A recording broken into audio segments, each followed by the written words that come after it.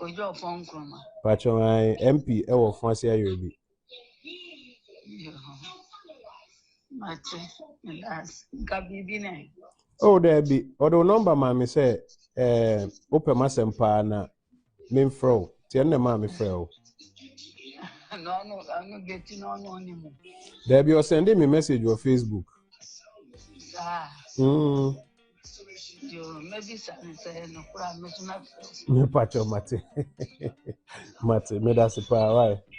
Now, Mr. Pong, my son, my son, a cat, I was seeing it, and I am voicing it. Ufo note me video call ana. It's me, and me, this.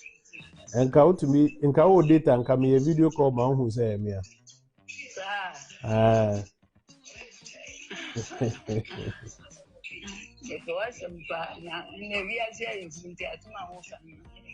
Meti ase pa nye hu. Enti na mse nka o video call and me fro video ma hu ya.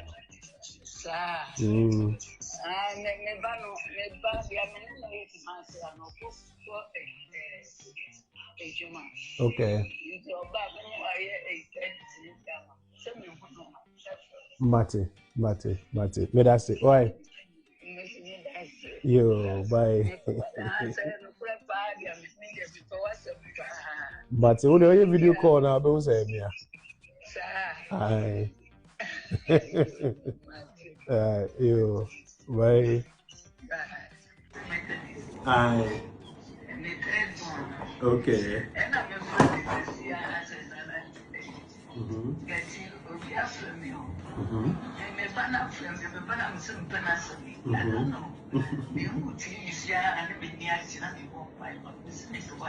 Oh, me that's it. Me that's it. Until you sending me message, on Facebook, and a man friend. No crap. No crap.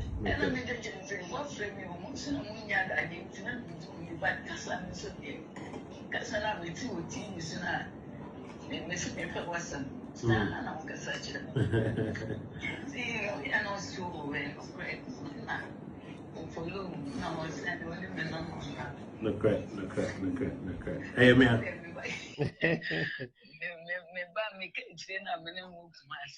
Oh no, these are concerned. Wow.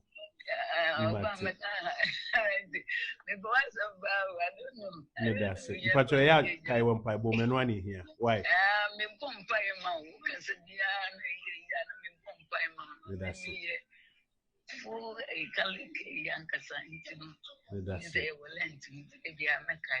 That's a person run Ash Wednesday to start here. You say no Ash Wednesday to start here.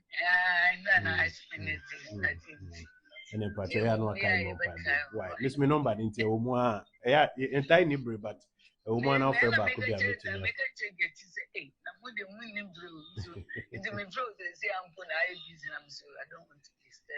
Yeah.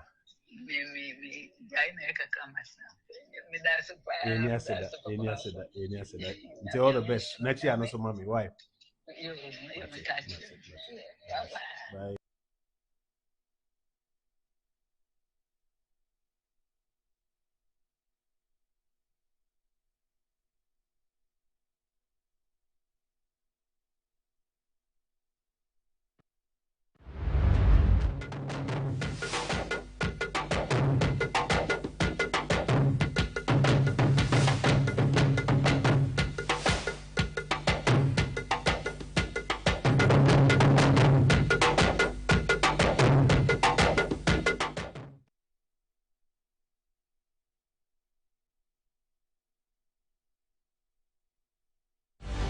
March is Colorectal Cancer Awareness Month.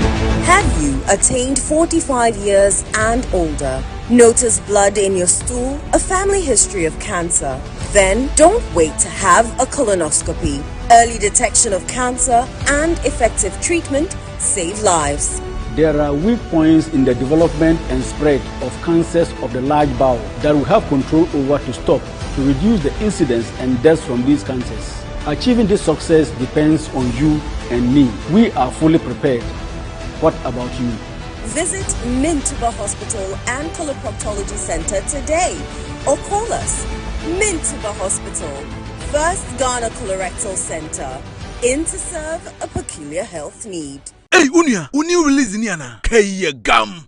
A bitino was me new release. Me can wa assess fit muhono. And na Turbotech Garages Limited. Aquafa besiesi amana aye nitia. Obiasa ya car muno. Accident car nuna. Turbotech Garages Limited. Amana se jina naso sano. Mesi wo. Womwa kofa broni fita engineer efra brochiraba. And wa check cars no. Na wa hunu baby a fault to crow and the whole spare parts so what this is. Afenesi road. And so a whole charges kakra bio. Turbotech Garages Limited. Wo ye general servicing. Ebili engine overhauling, engine tuning, oven spraying, general electrical works, air condition installation work, BM, upholstery, gearbox, make a day. Turbotech Garages Limited. Apart from sir, car that wotimi ato, and now Toma one was higher importation of cars and it was spare parts. If I butchereba, Wokoto car mawa, a free. Ace, also what you quaway. Turbotech Garages Limited, our La Paz Malam Road, after Bayard traffic light. Wow. Bibiania for 0206 48 17 and 3 and 0542 96 11 11. Website turbotechghana.com. Turbotech Garages Limited. Hey, kaya wo bia benyane. Turbotech Garages Limited. Your car beauty and the power boosters.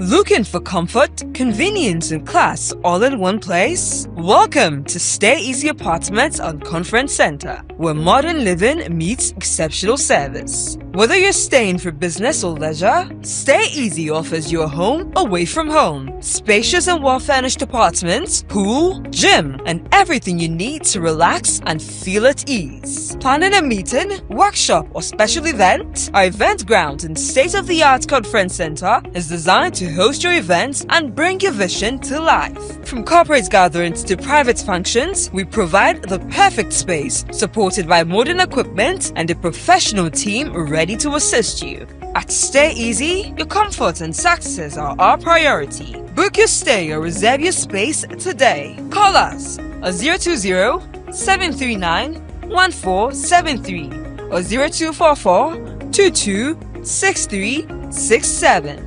Stay Easy Apartments and Conference Center. Stay easy with us.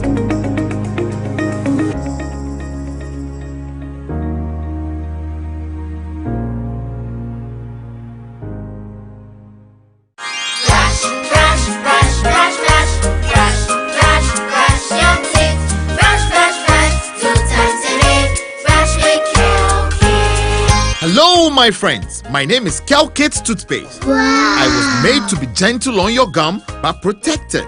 I will protect your teeth from cavity, make your teeth whiter, stronger, keep your mouth fresh all day. And best of all, I'm strawberry flavored. So put on a smile and try me. That's amazing. Just try me. That's my job. If you say so, jump on my brush. Makes your teeth stronger, chicky whiter, chicky stronger. Yay! You did it! I'm glad you like your new toothpaste. Don't forget to brush both day and night. Kelkits, happy smile.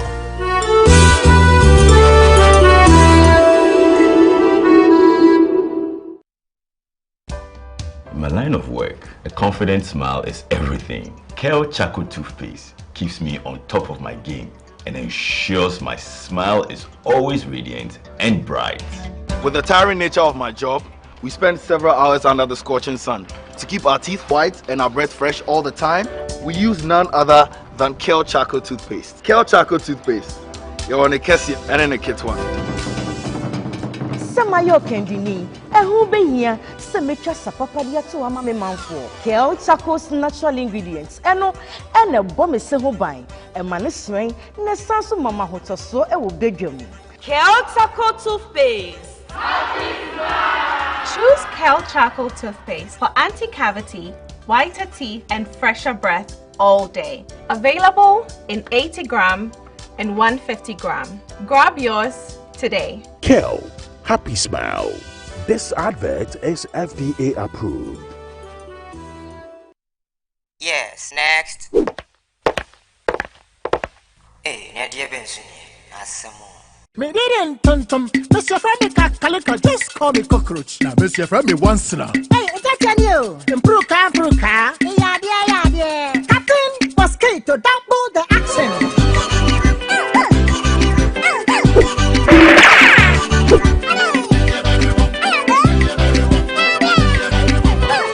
Maybe this Sasso spray. Make your friend Sasso quell. Yeah, to my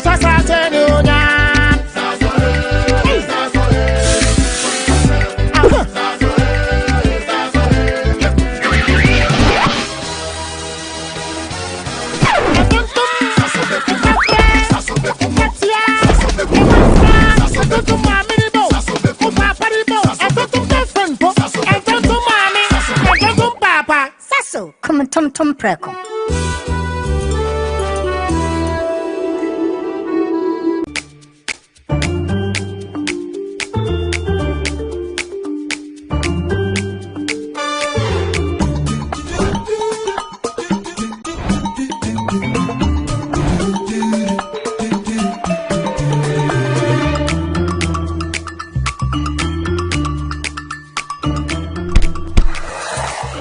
Hey buddy, it's me Azar.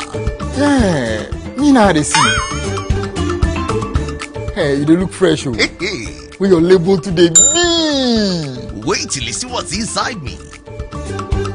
Azar, freshly made inside and out for greater coverage and colors that last longer and beautify your walls, spaces and places. Azar, no size. Go ahead. Buy now. Azar, #1 from Azar Group since 1921. When nations rise, it begins with bold conversations. When economies grow, it is driven by partnership. This April, Ghana's business and policy leaders converge at the Quo Business Forum 2026, the nation's premier platform for investment, enterprise, and economic transformation. With special guest of honor, His Excellency President John Dramani Mahama, joining captains of industry, financial institutions, investors, and entrepreneurs. The Quo Business Forum is more than just an event. It is a call to action. And so let us work together to build a Ghana that is competitive, productive, and inclusive, and a Ghana that creates opportunities for all. Come, let's engage in high-level dialogue, explore industry exhibitions, build powerful networks, and unlock real opportunities from finance and insurance to manufacturing, agribusiness, SMEs, and innovation. This is where it all happens. From the 3rd to the 5th of April 2026 at the Quo Convention Center in Praeso Hills. Go to www.quobusinessforum.com and register now. To register for exhibitions, call 059 555 5885 or 059 555 5995. Quo Business Forum. Connect, promote, grow.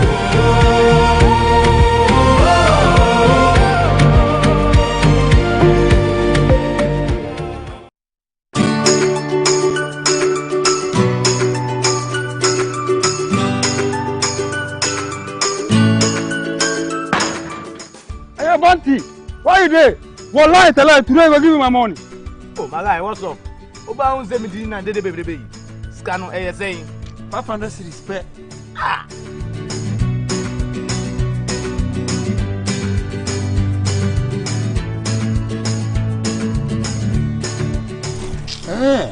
I see. Level don't change. Have to show me the way. But there's some sorry, Manua. Talk to babe. ¿Quieres ganar dinero? Huh? Cash. Yes, cash. Let me show you the easy way to make money with One Shot. Visit the Wanna Own website at wannaown.us. Sign up with your phone number and get ready to play. Select games on the homepage and then select One Shot Game. Deposit to make an entry, then pick a number from 0 to 99. If your number comes up, you win a cool 500 cities. Hey, so it'll be easy like that. Just like that. So I'll go buy my dream car. Por supuesto. Just visit wannaown.us and win some cool cash prizes. Baby. I'm boom. You be too much. Play responsibly. Gaming can be addictive. Accredited and endorsed by the Gaming Commission of Ghana. Can he tee up someone in red? And it goes to Too much, sir. That's who goal is for. I got 5 Champions League. You want to know? I be the real goat, chairman. The left magician. Who Who is the goat? Ghana Jollof or Nigerian Jollof? Ghana Jollof has no co-equal. The smell alone. Oh my God. No, that shift. You two they lie, eh? Now the same stew when they use cook the rice and then they go put them for top. Chance, you are lying. Ghana Jollof.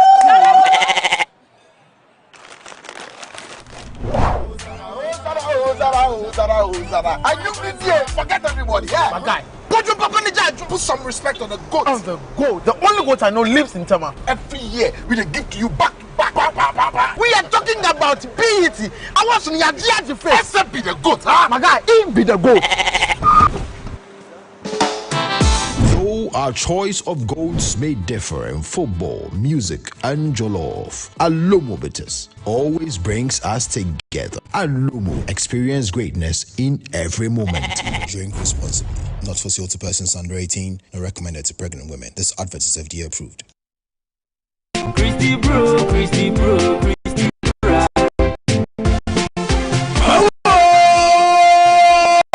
Oh, Miss Afi, Kibo Bema is an strong kukra. Jack, this or Kibo village or Bommy market anymore pay. Near shit, I could call quite Papa Bia. What is Kibo 100% natural spices? I am so cool. Unia, you any Neasashi, Kibo Gary Mixer, any anino, Asamuma, Abribia, any debia, or Easter Imu, Kibo village, any Metro TV Jollof Cook Festival, Eddie Adriano, Ebremo live, or market anymore. You better know, you better as well, Philippine. Kaise, Afi, Yeri Kibo 100% natural spices, and a Kibo Gary soakings, and yet the best she is the Adjiani, a better life, or Kibo village, or Bobby market anymore. Any beer. If you see, let's say every 2nd April to 6th April. Don't miss out. Kibo village, keep the culture, live the moment.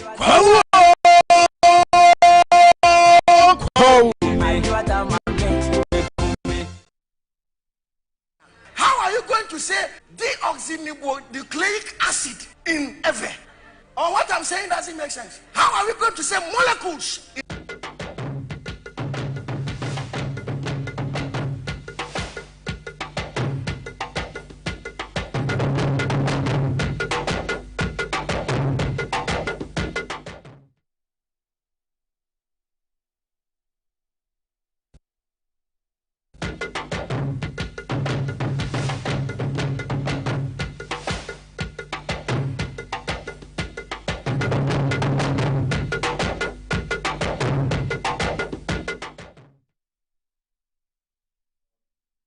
Hello, good evening. Welcome to this edition of the show. My name is Paul Adumotre, and I am your host for tonight. It's always a pleasure to come to you here from Metro TV. Happy Easter, Holy Thursday. May the Lord bless all of us. And for our Catholic brothers and sisters, they are very big on Easter. I was watching on television the preparation for St. Peter's Square, where the Pope is hosting his first Holy Thursday Mass. And tomorrow he is going to lead the Good Friday service. And on Sunday, he will lead the Easter Sunday service. I can't wait to watch all of that. I have to show gratitude to one of my friends whom I've never met. He lives in America, and every now and then we share, he'll send me books through his son when he's coming. The recent books, he sent me a box of books the other day. I'll show it to you. I'll show you his name in a bit. I have another friend who has graduated with a PhD in London, and I'll be talking about him as well. But first, this book, Confessions of an Economic Hitman, 3rd edition, 12 explosive new chapters, China's EHIM strategy and ways to stop the global takeover. It's a book by John Perkins, and I think it's going to be a very good read for me. I can't wait. I can't wait to get into the pages of this book. This one is the one that really caught my attention. He sent all to me by through his son who was coming to Ghana. And this is the second time he sent me books. This one is The United States of Trump, How the President Really Sees America. It's by Bill O'Reilly. Now, Bill O'Reilly is one of my mentors. You know, the first time I watched Bill O'Reilly for the first time, I believe in 2001. I was doing some work for the BBC in Birmingham, in England. And it was election time. And so we're covering elections. And in my hotel room, I tuned to Fox News for the first time. I asked the reception that I want to watch American TV because when I checked, they told me that you have this channel, you have that channel. I said, I want to watch American TV, I want to watch news. So I watched Fox. And here was a program entitled The O'Reilly Factor. And those of you who have stayed in America, in New York or something, you know what I'm talking about.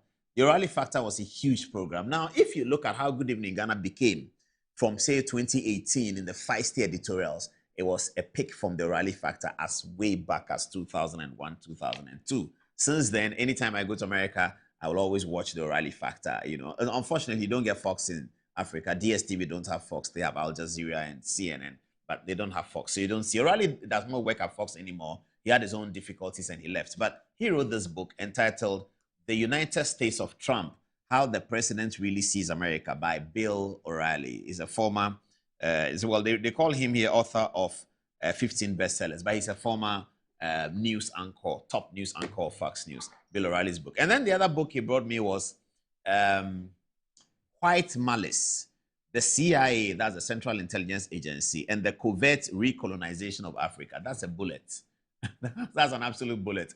If you, okay, I like this shot. I'll take the other books through so they can see it well. Thank you very much. So this one, that's a bullet. That's a real bullet. White Malice, or they say White Malaise, the CIA and the covert recolonization of Africa. I'm sure Kwesi Pratt will love this book. I believe so. Maybe I'll photocopy it and send him a copy. So let them see this now. The United States of Trump. Thank you very much. I was bending a bit. Okay, now it's better. The United States of Trump by Bill O'Reilly. If you can see, let me take my fingers up so you can see well. Yeah, The United States of Trump by Bill O'Reilly. And then this other one, The Confessions of an Economic Hitman. Confessions of an Economic Hitman. John Perkins wrote that book. I have been reading this one all day. It's also very interesting. I mean, I love this story, man. This is a book I got for my recent trip in America. It's by Brett Baer, and it's entitled To Rescue the Constitution. Brett is writing about the American Constitution and George Washington and all of that. I mean, my famous conversation about the American Constitution is the argument, as we all know, between Alexander Hamilton, who eventually won, and Thomas Jefferson, who is my real hero in American constitutional history. Alexander Hamilton was arguing for the federal states, which eventually won the day. Thomas Jefferson wanted something else, but Jefferson's theory was exciting. Many African scholars do not quite like Jefferson because they think he comes across like Churchill. They think that he has some elements of racism in his thinking and all of that. But I love Thomas Jefferson. So do I love Winston Churchill. I mean, the famous quote of Winston Churchill that I truly love is when he broadcast to the British people during the Second World War. And he said that Hitler will do his worst, but Britain will do its best. That's it. So this was to say, show gratitude to my friend in America. I'll get you his name before the end of the program. He sent me 3 new books. Good evening again. Welcome to this Easter edition of the show. Tonight, our main conversation is football, and I have 3 Giants people going to talk about it. Ibrahim Sani Diarra will be reaching us live from his base in London. Ibrahim Sani Diarra will be reaching us live from his base in London. And Siddiq Adams is a bit under the weather, so he's reaching us from his base. And Countryman Songo is with me on the table here. We're going to have do justice to it. Just a moment ago, I saw something on my phone that Low, L-O-W, the former German coach, has been approached by the Black Stars. I sent it to Songo, who is in the other room. He's watching now, and I sent it to Siddiq Adams. I sent it to Ibrahim Sani Diarra as well. Okay, so let me get a few stories out of the way, and then we get into the football discussion, including our famed response to Alhaji 35, the original minister in Ashanti. My goodness, that's an interesting chap, isn't it? Let's get onto the touch screen and then get a sense of what we got to do today. Now, the story will continue to dog us as a nation, where we are in this quagmire. We don't understand how inflation is behaving the way it's behaving. As we are told, inflation today went lower again at 3.2% or so. That's inflation for today. Then you also get the exchange rate, which is still doing significantly better than it was in 2024. But you still have prices rising up. Well, this is a projection that has been made, so prices have not started yet. It says sachet water producers to increase prices from April 6th, a bag to sell at 15 cedis. They are projecting an increase of almost 50%. it will be interesting to see how the consumer price index behaves in the next inflation announcement window. Because sachet water is an important part of the consumer price index, the basket of goods. It's an important part of the basket of goods, isn't it? And sachet water is going up by 50%. It's naturally going to affect other people because most of the people who consume sachet water are service providers on the markets. Those who are, whether it's a shoe shine boy, whether he's in a fitting shop, whether he's a hairdresser, whether he's a vulcanizer, all of these service providers, they consume sachet water quite a bit because it's flexible, it's easy to hold. You just tear it and then you sip it. Sometimes it's very, very nice. Sometimes it's not that nice, but however. And then people who run public transport, the attendants to the trotro, which they call the mate, the trotro driver, some of the passengers, they consume a lot of sachet water and they are service providers. So the concern might be that a 50% increase in sachet water might trigger some increases in some of these services that we all benefit from. So if you were going to your organizer and he was charging you 1 cedi or 1.5 cedis to pump your front tire, perhaps he's going to consider the fact that he's buying sachet water that much, so he might transfer it. We hope that things will be managed by the government. I heard good news from President Mahama that government is considering cushioning Ghanaians one way or the other, in spite of announcement of new taxes at the airport and all that. We'll come to that later. But the good news from President Mahama is that he said government is considering sort of cushioning Ghanaians. Dennis Miracles, one of my favorite people, put this post on social media, and I thought that it was interesting for us to read. He said, under the NPP, when dollar was 14 cedis and inflation was 23 cedis, with fuel at 14 cedis, sachet water was 10 cedis.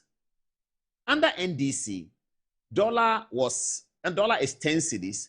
Inflation is actually 3.2. Sachet water ballooned to 15 cedis.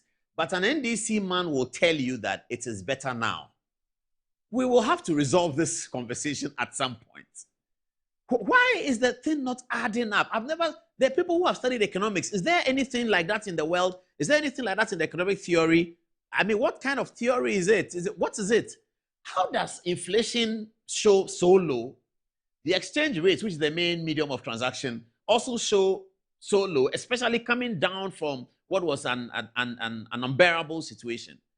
It gets to this place, every price is going up. It is the going up of the prices that determines the inflation. So it is like the creator and the creator, the creature and the creator. The creator creates the creature. Now, if the creator is high, the creature is low. We don't get it. What is creating inflation is the price of goods and the rate at which they go up. So if they say inflation is at 3.2, it means that the prices are increasing, but they're increasing at a rate of just 3%. So if something is 100 cedis, by the time you come back next month, 3% of it has been added. That's 103 cedis. That's what they're saying. But everyone is complaining. Let me show you a video of the president of the Association of Ghana Industries complaining to government about prices of electricity. So when the government says that inflation is 3.2, it means that it's growing at 3.2. Then the same government, in its service provision, is increasing the prices. Electricity has been increasing for a very long time. Recently, we have been told that there's a decrease, but it has been consistently increasing. Water has been increasing. So the government that is telling you that prices are not going up more than by 3%, in his service provision, he is giving you things and charging excessively. That's what the AGI boss seemed to be saying. Have a look at the video. When the dollar was 16, 17 cedis, electricity was cheaper than when the dollar is 11, 12 cedis. And we don't understand why there's always an increase when the cedi is even appreciating. At one point, government is telling us that we should reduce our prices because the dollar or the cedi has appreciated. But on the other hand, the government is also increasing electricity when the cedi has also appreciated. And this is a mechanism that we don't really understand. The cost of energy affects our operations. And if it keeps going up, then there will be no benefit on the appreciation of the cedi because costs will stay the same. There's always complaint that prices are not going down. Prices cannot go down when we are equating a positive with a negative. So if the government would like prices to stay and to continue to reduce, when the microeconomic figures are looking very good, then they have to begin to look at our cost of operation. I didn't say it. This is the president of the Ghana Association of Industries. Okay, viewers, so what brought about the conflict? This is the last story before we get on to the big sports story. This is just 5 minutes, okay? This is the last story. What brought about this regional minister says that he's 35 years old and he has achieved so much success, and we are 60 and we have achieved nothing. What brought this about? It came about because in my hometown, Kwamo, in the Ejoso district, agents of the National Democratic Congress went to the Ejoso NHI office and locked it up, prevented the staff from going to work on account of the fact that they are unhappy with decisions that has been made by the human resource management, relating particularly to people who have been recruited. Now, the regional minister of Ashanti, the nominal, forget about Alaji 35. He says he's 35, so I call him Alaji 35. Forget about Alaji 35.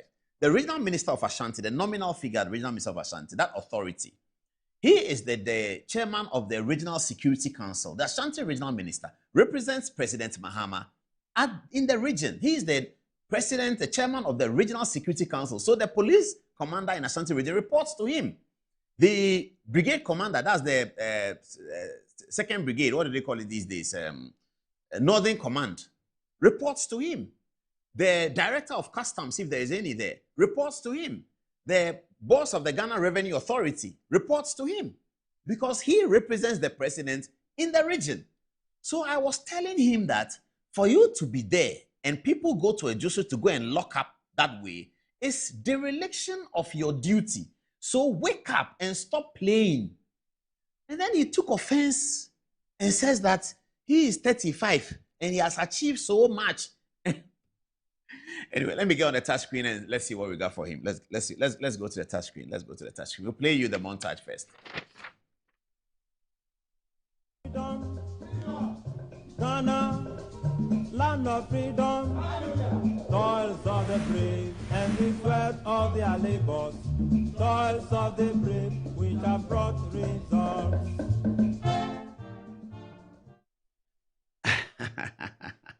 Alaji 35. So I was told that this regional minister says that he is only 35. I'll tell you the story how the whole thing started. It was about Ejoso, some people going to lock up something in Ejoso, my constituency, our constituency. Ejoso, they went to lock up something. That's how the conversation started. Then this man says that Alaji 35, as I call him, he's 35 years old and he has achieved so much. And people who are older than him say we are Neanderthals. Viewers, you know what Neanderthals are? You can Google it. He said we are Neanderthals and we haven't achieved anything. And I felt sorry for him. But is he really 35? Maybe he's 21. This is so childish, so immature. What is he talking about? He wants to throw out badges and he wants to show what he has achieved. And his greatest achievement is that at 35, he is a government appointee, a regional minister, and therefore people know him. And you have to wait till you are 35 before you get government appointment, before you are known.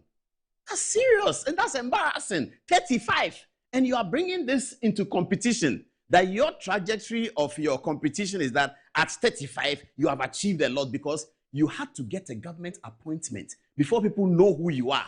And it takes you up to age 35 to get a government appointment and people to know who you are. Tell him that with the Neanderthals, he should subtract our age that he knows from even just Good Evening Ghana, which is not the only thing we do, but just that.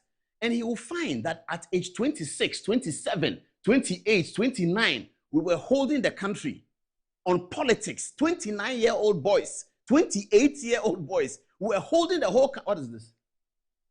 Oh, this is John. Oh, please, I want people to laugh at me. Don't tell him that when we were 29 years old, we were holding the country. Everybody was watching. The whole country was watching. When we did it for 3-4 years, by 31, they said, CIMG said that we are the television program of the year. No current affairs program ever wins television program of the year until then. Television program of the year is big deals, MTN, sitcoms, big entertainment shows. But the panel decided, but for the work that these boys have done, they are the television. We were 20-something. We didn't need government appointment. You have to wait till age 35. We were not even married. By the time we were doing these things, we were not even married. You have to wait till age 35. Get a government. What is government appointment? Government appointment can go to anyone. It's the president who decides.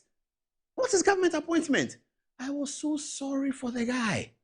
Oh, Alhaji 35. When he came to vetting, I was there. And I liked his vetting.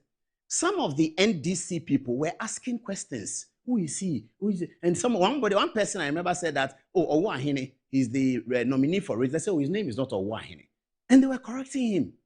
You have to wait till age 30. You think that is successful. You see, in this world, exposure is a problem. When you don't have exposure, then you think you have achieved. When you haven't seen what somebody has done, then in your head, your bubble is bursting. Because at 35, a president makes you a regional minister. And that is your claim to fame. That is your achievement. 35.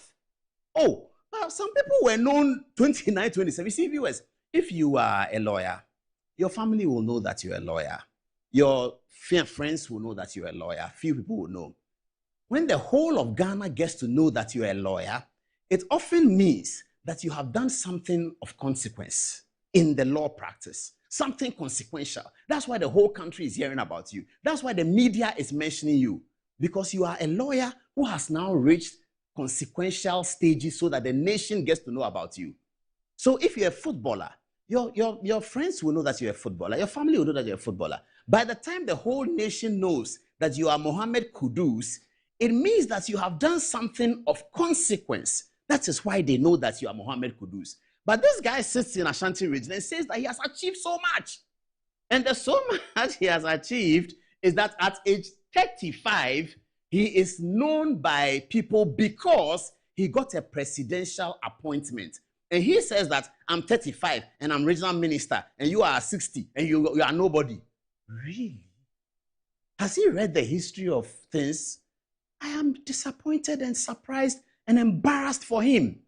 35, you won't even thank God. You won't start by the grace of God. You don't understand that it is God who places people where. You don't know about that. You think you are 35 and 35 before you are known. 35 before people know you. Go and tell him that some people are known at 26 and they are not known because of government appointment. They are known because of what the Lord has used their hands to do and what the Lord has used their mind to do. Kwesi Pratt Jr. is over 70 years old. He's never gotten a government appointment. Recently, people were calling that Kwesi Pratt Jr. should be made to lecture in social policy at the University of Ghana, and I agree with it. Kwesi Pratt Jr., he's over 70. He's never gotten a government appointment, never, never, never. But he is a journalist of consequence. So you say that Manasseh Azuri, who I fight with all the time, I fight with Manasseh all the time. Manasseh has never received a government appointment. Manasseh went to, he grew up in Oti region, I think. He went to Ghana School of Journalism, Institute of Journalism. Went to work at Ghana Broadcasting Corporation, which was not a fanciful place to work in those years when you leave GIJ. You want to go to Joy FM, you want to go to Graphic, and you don't want to go to GBC. But he went to GBC. And then he began to focus on investigative stories. Then he did one. Then he did a doctor. Then he did two. Over time, I'm not finished with Manasseh. Over time, he has become a journalist of some consequence without a government appointment. Not one government appointment as Manasseh got. This Alhaji 35 sitting in Ashanti region says that he is somebody because he's gotten a government appointment at age 35. And he's bragging that I'm 35 and I've achieved so much. You've achieved what? Look at Ambassador Spielgabra.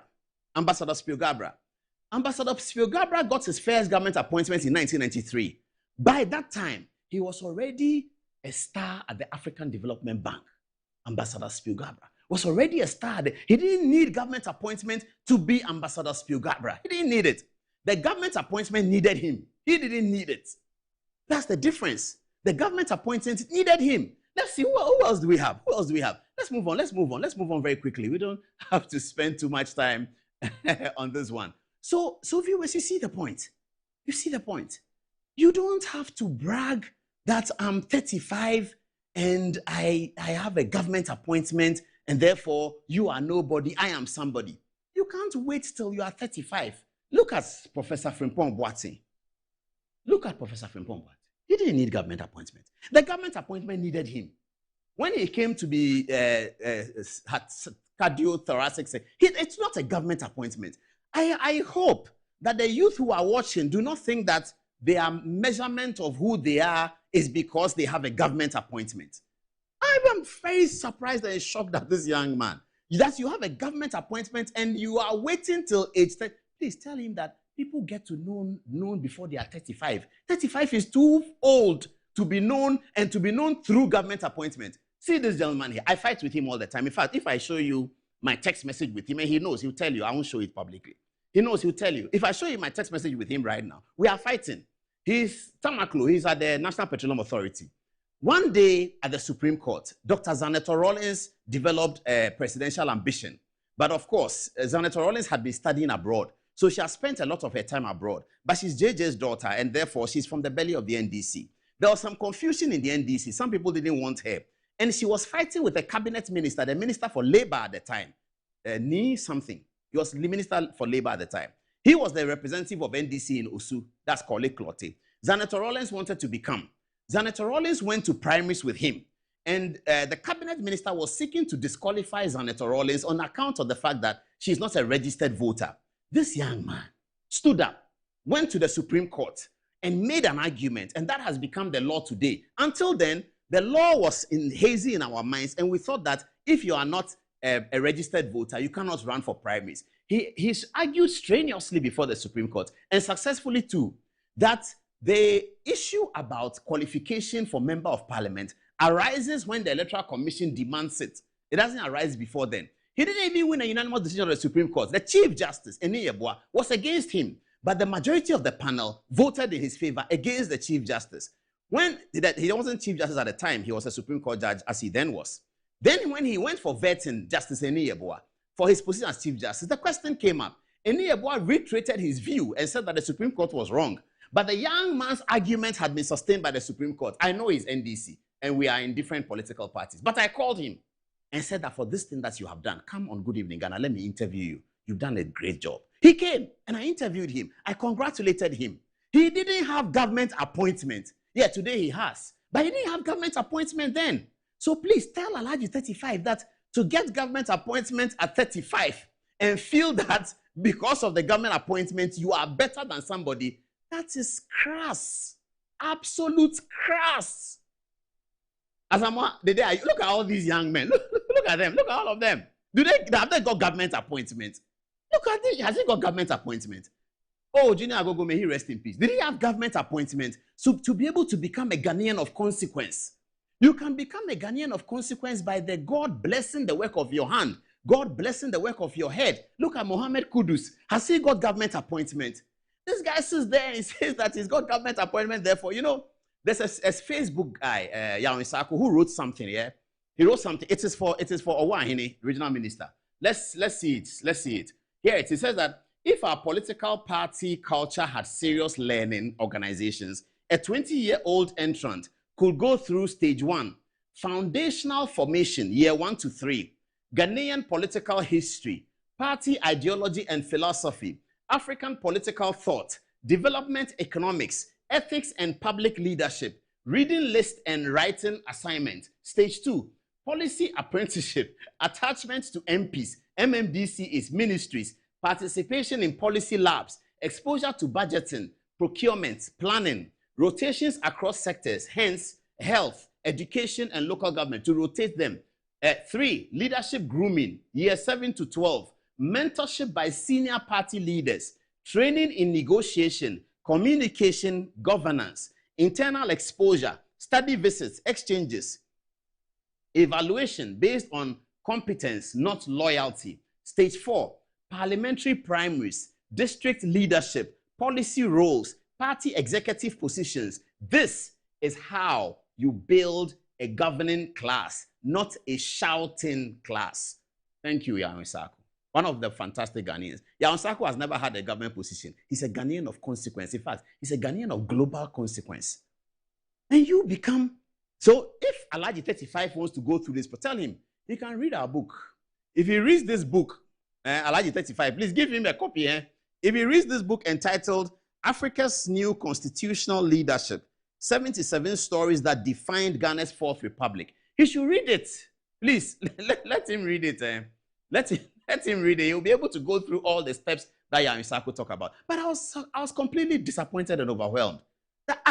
And then he spews things like, you were sacked from school. What? I've not been sacked from any school anywhere in the world. I don't know where they get these things from. And then they bundle it up. And then you went to write entrance exam. I've never written an entrance before anywhere in the world. Then they say they find, or they are looking for something. And they don't know what it is. And they are banding it about. I'm waiting for the day when they will say the actual thing. They always say something. Anyway, so I don't know what to say. I don't want to get upset. But I'm worried about the young man. I'm very worried about him. You are 35 years old before people are getting to hear of you. And they are hearing of you because you have a government appointment. And you say you are somebody. And you are better than. That's the worst part. I am better than you. Who told you that? It is God who arranges. Thank God that he has blessed the work of your hand. You see, that's why Duncan Williams was angry. This is what Duncan Williams was talking about. Alhaji 35, listen to Duncan Williams. This is what he was talking about. Have a look. As they push for their party to come to power, even though they don't have capacity, they are given position without capacity, they misbehave. And they have wives who will never tell their husband, you have never worked before. You've never set up any business. You don't pay taxes. How come suddenly you come home with briefcase of money? Where is this money coming from? Where is this brand new car coming from? Where did you get money to build this new house? You have never developed capacity. You haven't earned it. Where is it coming from? You don't ask questions. You enjoy it. You heard it. You heard what Duncan Williams was saying. These are the people. These are the people. Sometimes they are so overwhelmed by the opportunity they get that they are not prepared for it. If John Mahama did not win election 2024, nobody will know about Owahene. Nobody will know about him. And he's bragging. He's bragging that, yeah, I'm the one, I did this, and I'm better than. Is the better than you that he says? That is so funny. You are better because at 35 you got government appointment. What can I say? There's a song we used to play for some people when we are quarreling with them small. Tonight, I just want to bring it back just so that we can all calm down as Easter is coming. Give it to him, Alhaji 35. He says, Zangelewa.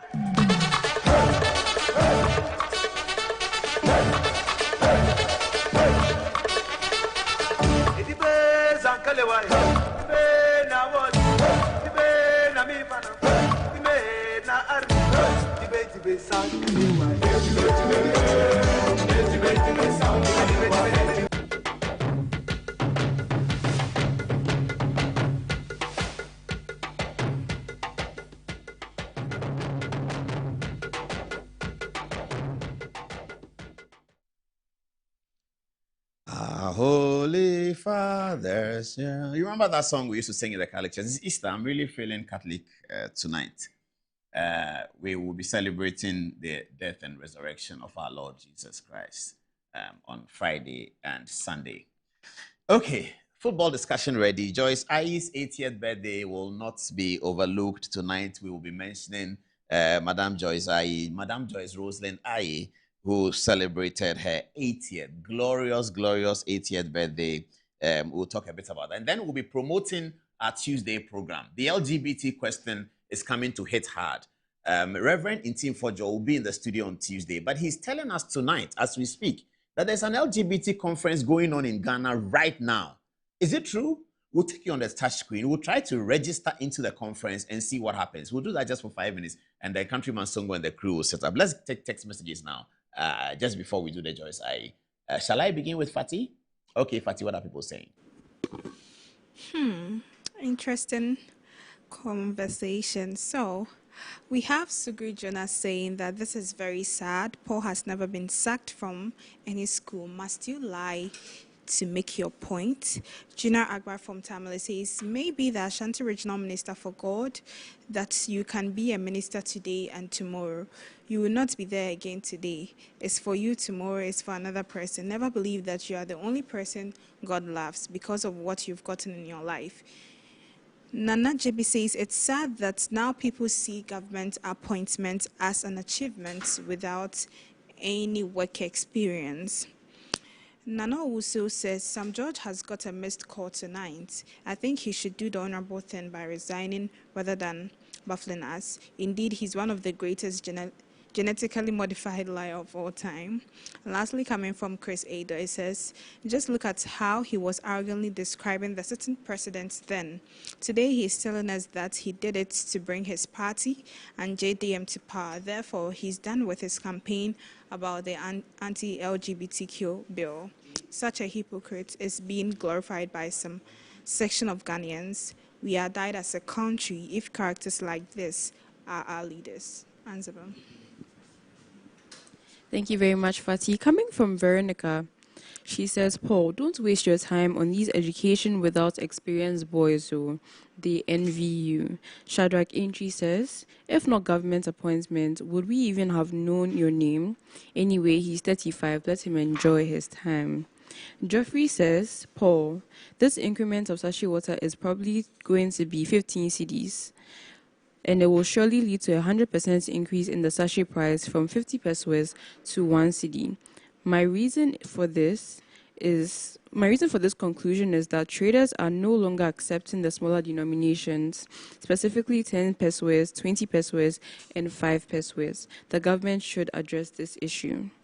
Nana Wusu says, you see what I keep telling Ghanaians, that Mahama and his government are criminally scamming Ghanaians. The prices of goods and services keep rising each day.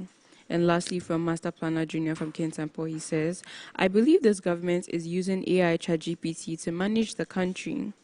There's no clear policy, no clear direction, and no alternative planning. Okay, that would be it. Over to you, Paul. Thank you very much, Antiba. And let's thank the Lord for the life of our dear mother and grandmother, Rosalind Joyce, i.e., one of the women who has impacted this nation so much. Minister for Information, Minister for Education, I believe, a public servant, and then she set up her own Christian industry, Salt and Light Ministries. Reverend Joyce, i.e., also gave all her time to the project of the National Cathedral. And we know what was said about it, and we know what the truth is today. People like Joyce Aye were even smeared about National Cathedral. Today, we all know the truth. But that's not that's not for birthday. Lady Joyce Aye, God bless you. God bless you so much for what you have given to the society. I was delighted when I saw so many people attend the choral events you did last Friday at the ICGC Christ Temple East, Pastor Utabel's church. Many people from all walks. It was just beautiful to see how Ghanaians were celebrating the former politician, the pastor, the leader, the bishop, the grandmother, Rosalind Joyce. I have a look at this. They did it for her at Achimota School last Friday when she turned 80.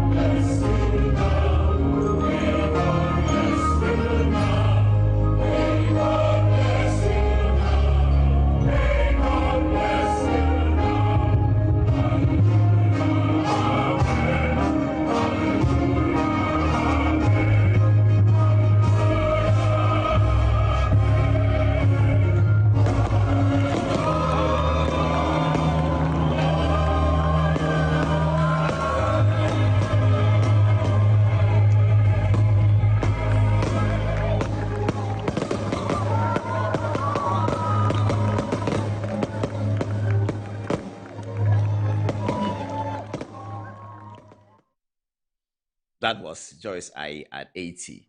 Now, next week, Tuesday, we're going to have a big show here. because the Reverend Tim Fojo is going to come and we're going to settle this matter on LGBT. The whole conversation started when President John Dramani Mahama, speaking to civil society earlier this week, indicated that the LGBT question was not priority and that there's more things for government to do. And of course, we all know what kind of feathers that will ruffle. Here's President Mahama addressing the civil society, and this is what he said. The current legal impasse created by the Akufo-Addo Bawumia administration on the Promotion of Proper Human Sexual Rights and Ghanaian Family Values Act, which was passed by Parliament, has set a dangerous precedence for our governance. The constitutional directives for action by the President are quite clear and need not have resulted in this stalemate.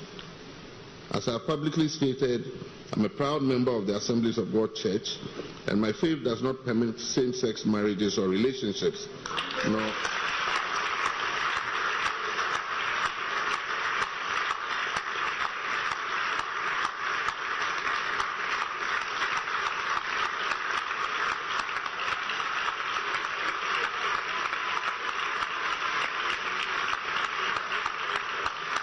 Thank you.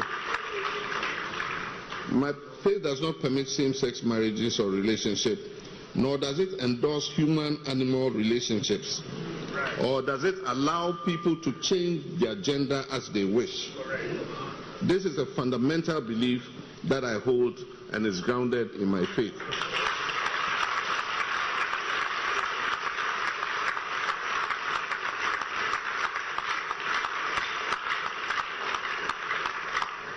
I therefore assure you that the promotion of LGBTQ and all the pluses will have no place in our schools and communities under my administration.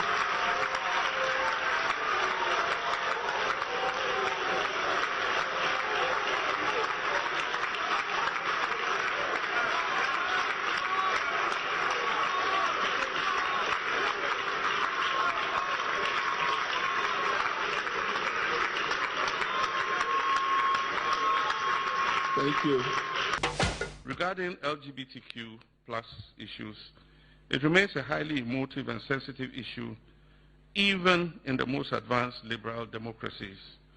I explained during my recent engagement with the World Affairs Council that it's not the most important issue we face as a nation. We're still grappling with the provisions of basic needs of education, healthcare, jobs, food, clothing, and shelter. Nevertheless, the private members' bill introduced in Parliament has sparked a complex and sensitive national conversation. Our position is guided by our Constitution, respect for human rights and dignity of all persons, and the need to preserve social cohesion. I'm also mindful of reactions from our international partners, including the recent developments such as Lincoln University's withdrawal of their honorary doctorate. These developments underscore the importance of continued engagement and mutual respect, and of situating our national decisions within our constitutional and cultural.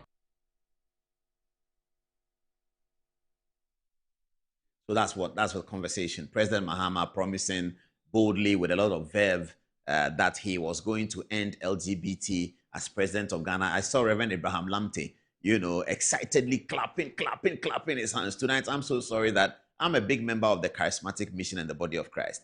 I'm so sorry that we are coming under such pressure. All my bosses, Reverend Azin Asari, Reverend Abraham Lamte, Dr. Lawrence Tete, they are all coming under fire. And I don't know what to say. And I don't know how to defend. Reverend Tim Fojo will be here on Tuesday. It's going to be a blast. You can't miss that show. But let's get to Anzaba, who has something for us. Reverend Tim Fojo alleges that tonight, as we speak, there is an LGBT conference going on in Ghana.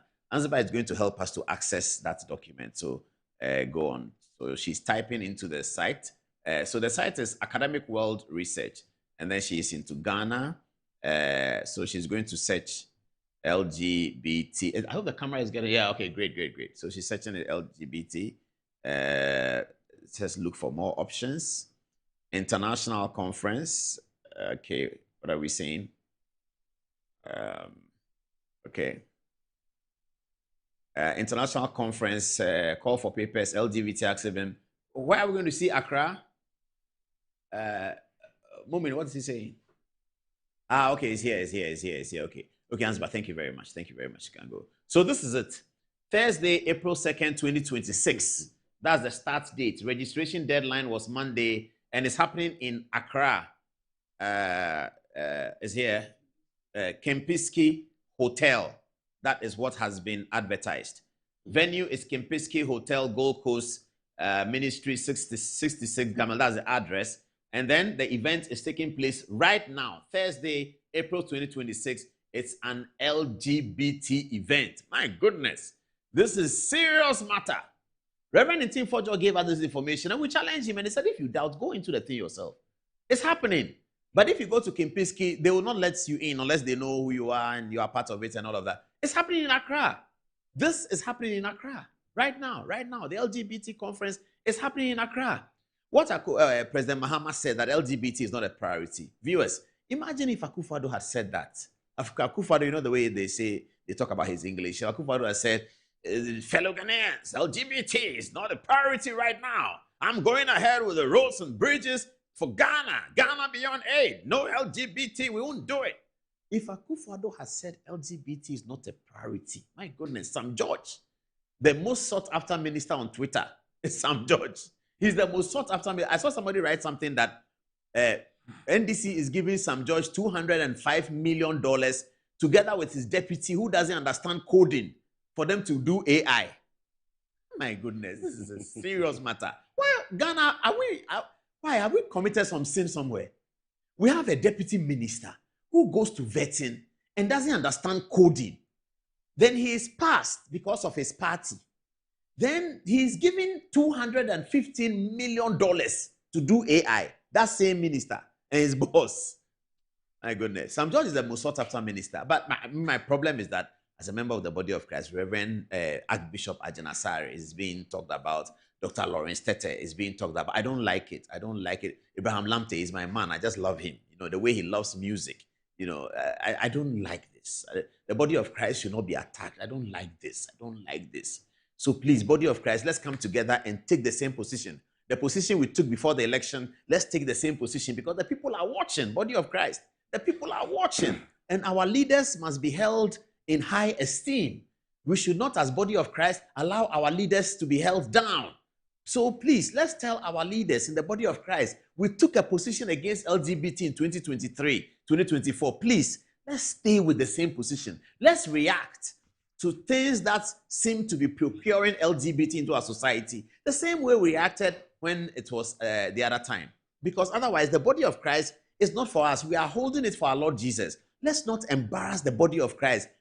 Archbishop Ajanasari, I beg you, speak, say something, take the same position. Let not the unbelievers laugh at us. Let them, those who do not know about Pentecost, those who do not know about the resurrection, let them not laugh at us. Archbishop Ajanasari, I beg you, take the same position. Dr. Lawrence Tete, you are my man. I beg you, take the same. It's for the body of Christ. We beg you. Reverend Abraham Lante, oh, he means let's take the same position. Reverend Sam Krantiankra, I beg you, for the body of Christ's sake, let's take the same position. Dr. Pastor Wengam, Assemblies of God, I beg you, for the sake of the body of Christ, the church, let's hold our ground on LGBT. I beg you in the name of the Lord. Oh, Tuesday, Reverend Tim Fojo will be here and it will be fireworks. Okay, let me take text messages, maybe two each. Someone is seated. We put a program together and we are heading to the Black Stars training room. Join us right now. Thank you very much, Paul. Coming from Nana Owusu, he says, hey, Ghana, my motherland. Hypocrisy has sunk deep into our political roots. Said Countryman says, before John Mahama traveled to the US in anticipation of the honorary doctorate he was chasing, he believed in LGBTQ+ as being a priority. They snapped him and he had to quickly abdicate his conviction and hypocritically retorts that LGBTQ is no longer a priority. Lastly, coming from Print, he says, never mind. Coming from Nana Kwatin, he says Mahama is not credible. Over to you, Fatih. Right, thank you, Anziba. So coming from Maud and it is I have observed something from the president. He doesn't respect Ghanaians at all, and he thinks Ghanaians don't have sense. Also coming from Ediana, but he says I have to stop going to church, and it's been almost 3 years. Ghanaian pastors are hypocrites. Saeed Countryman says, Sami Boache says, where are the clergy who laid their hands on him when he was in opposition? They should come back. And I also say, sometimes I wonder if President Mahama reads these speeches for fun or for propaganda purposes. I'm sorry, but he is very cagey with the truth, and it doesn't make him trustworthy at all. So if Lincoln University refused to award you an honorary doctorate, all the hell must break loose. Sugrijana says this is very sad, Paul. And lastly, coming from the chef, he says, journalism of convenience today, someone is nothing when the pendulum changes. The same person is denigrated, is now used as an example to malign his new political threat. Now back to you, Paul.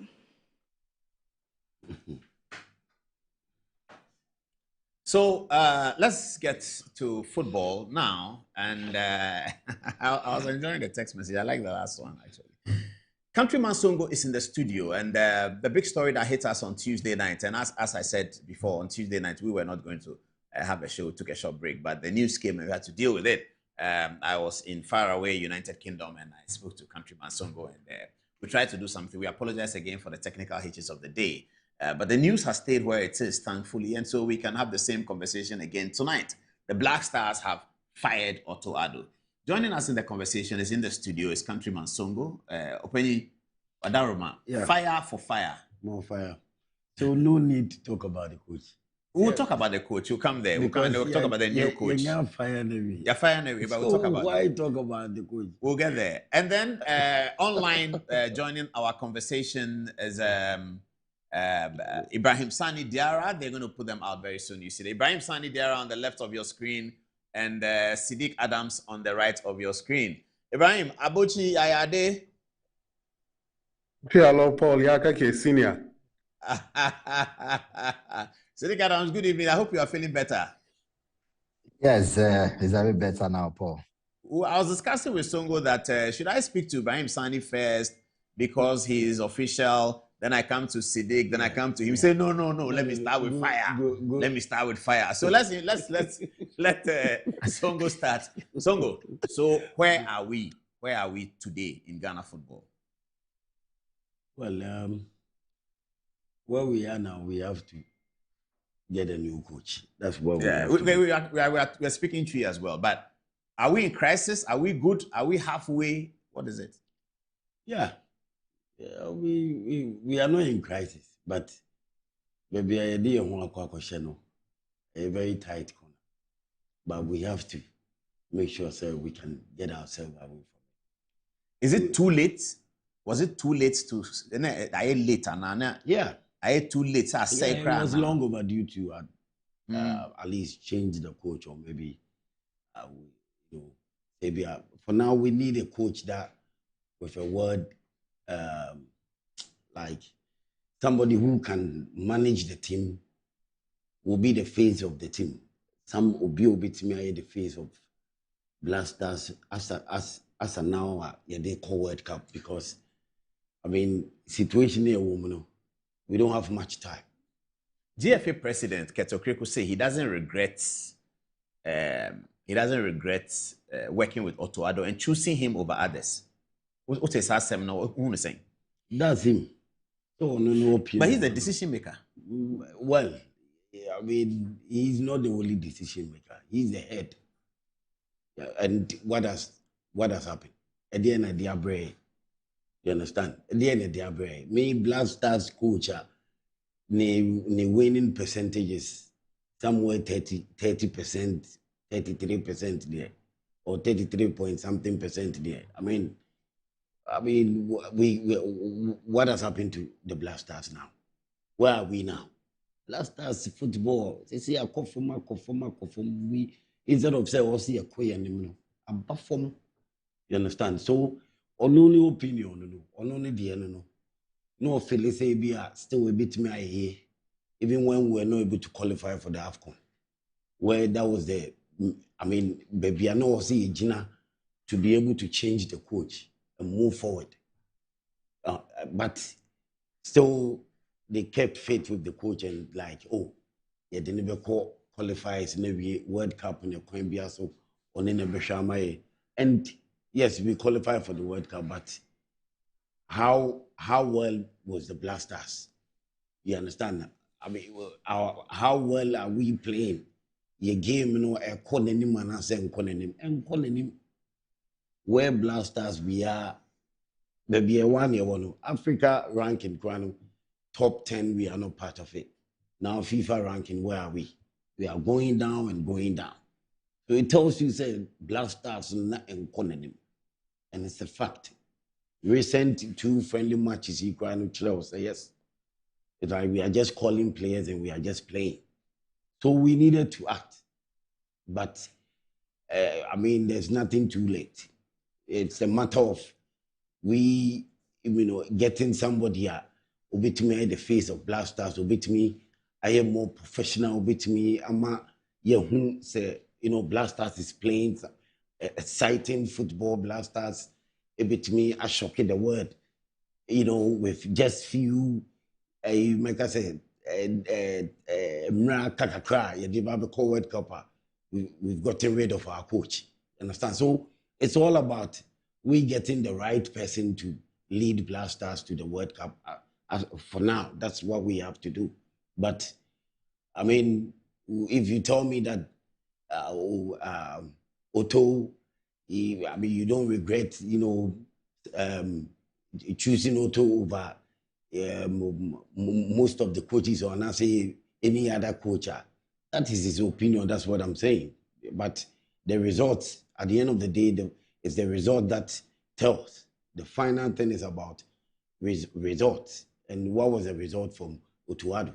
It wasn't the best for Blasters. And we are not seeing Blasters as the way we want to see Blasters. How they perform and, that winning mentality of Blasters, it is not there. You understand? It's long overdue because Ocean Blasters are more than 44 years now. Blasters can't even, get to the semi-finals of the African Cup AFCON.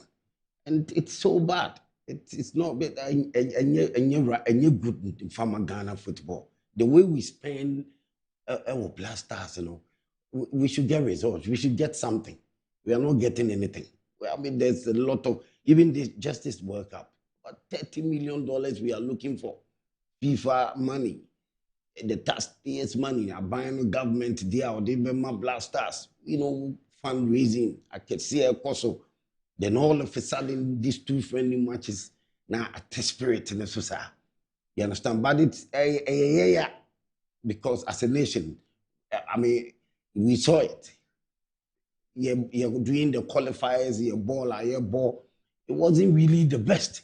It wasn't exciting. And yet Blasters, no. We have to force our way to qualify for the World Cup.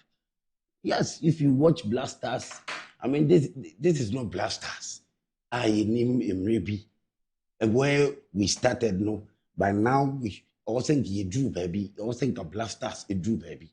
You understand? So it's a matter of we putting our odds together and making sure, we will take the right decision by getting a good coach. Then we go to the World Cup and perform, because we are not going there just to, add up to numbers. We have to go there and participate and make sure that we do well, and we also fight for the trophy. That is what we have to do.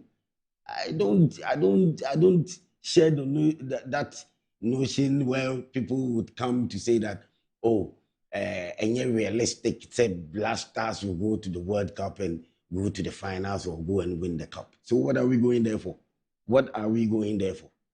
Are we just going there to add up to numbers? No, that's not it. I'll come back to you. Let me go to Siddiq Adams. And Siddiq, I'm coming to you because you wrote a post and you were quite surprised that you were reproducing your old post, and you were surprised that Otuado was chosen in the first place because the FA's own criteria for the coach, he had breached it by not being able to qualify for AFCON. And that really shocked you. do you have the confidence in the same group of FA to select a new coach, or do you get a sense that the new coach is coming from government? Is government going to do it, or the FA group is going to do it? Well, thank you very much, Paul. I do not have the confidence in any group of people who constitute themselves as an ad hoc committee to bring in a new coach for the Black Stars. I do not have any confidence in them because of the background to the series of appointments they've made and the shocking results, performances that these coaches have chalked, and the way the Football Association has turned out to sack these coaches, pay compensations to them, and behave as if the appointments were made by people outside their group. For instance, the appointment of Milovan Rayewak was way, way out of order. It was outrightly out of order. A coach who had not managed a national team for over 2 years, who had been sacked in 2 or 3 roles for national teams and clubs without going beyond 3 months. It was clear that his 2010 exercise with the Black Stars or Escapade had gone on for him, and there was nothing prosperous with his career. They went in for CK Akono. It was a remarkable disaster of an appointment, sacking Kwesi Appiah, sacking Ibrahim Tanko, bringing in CK Akono at a time where CK Akono was the 3rd or 2nd assistant. It was a spectacular disaster. Then they brought in Otuado for the first time as an interim manager, played 2 games, fantastic games against Nigeria for the 2022 World Cup qualification campaign, and matches against Nigeria, matches involving Ghana, Nigeria. It's like Kotoko and Hearts of Oak. Form doesn't count. It will be very difficult for any country to go into a game with their arch rivals, and then the results will be based on who has form. We clearly saw in those games, managed very well by Otuado, but that doesn't determine the quality of Otuado or the top notch of a coach going into such a clash. Otuado's second coming, to me, it's something that you will never believe as a football fan, as a fanatic, or even as a sports analyst. First of all, they set a 5-pronged criteria to bring in a coach. The criteria was that the coach was going to be a proven winner. The coach was going to be a coach who has managed at the national or international level for 15 years with top national teams or clubs. A coach who had an identity of managing football at the highest level. And all these you put the criteria on table and say they are going for Jose Mourinho or Sir Alex Ferguson at best. And Paul, they ended up with Otuado, who had no experience, who had never managed international clubs at that level and did not have 15 years of experience. I do not remember any of the criteria that they set that the Otuado, qualified for that role. So it means that after setting the criteria of going to bring in a coach of the caliber of Sir Alex, they brought Otuado after a manhunt. And Otuado failed to qualify for the African Cup of Nations, which was his initial mandate. And to me, the most important mandate for Otuado was to qualify Ghana for the African Cup of Nations, which was expected to be a mere formality, because we had qualified for the African Cup of Nations at every edition since 2004, when we failed to qualify, losing to Rwanda in Kigali. For the first time in 20 years, we failed to qualify for the AFCON. And not only that, we failed to win a single game. The first time this has happened to Ghana since there was 63 years of football or joining FIFA and CAF. Never have we ever played qualifiers and not win a single game and ultimately not qualify for the African Cup of Nations. So it was the most disastrous African Cup of Nations campaign we've had. The coach was given a vote of confidence. There was a sign of approval, overwhelming sign of approval by the Football Association that the coach has the quality enough to lead the team into the World Cup. And just a few months ago, Paul, it is most shocking that the Football Association brought in 6 new managers, 6 new coaches to beef up or augment, like they put it, the technical team to help support Otuado at the World Cup. So it means that they were very well settled on who was taking the national team into the World Cup.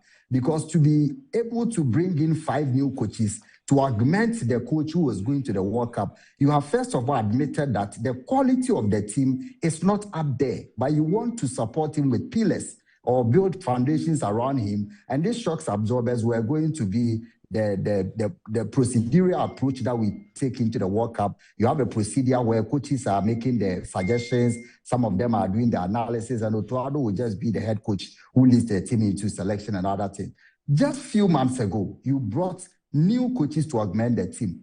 Now you have sacked Otuado with less than 70 days to the World Cup. You are bringing in a new coach who will not have the privilege and opportunity of playing a single game before he names his World Cup squad. And you cannot be taking decisions like that, paying compensation.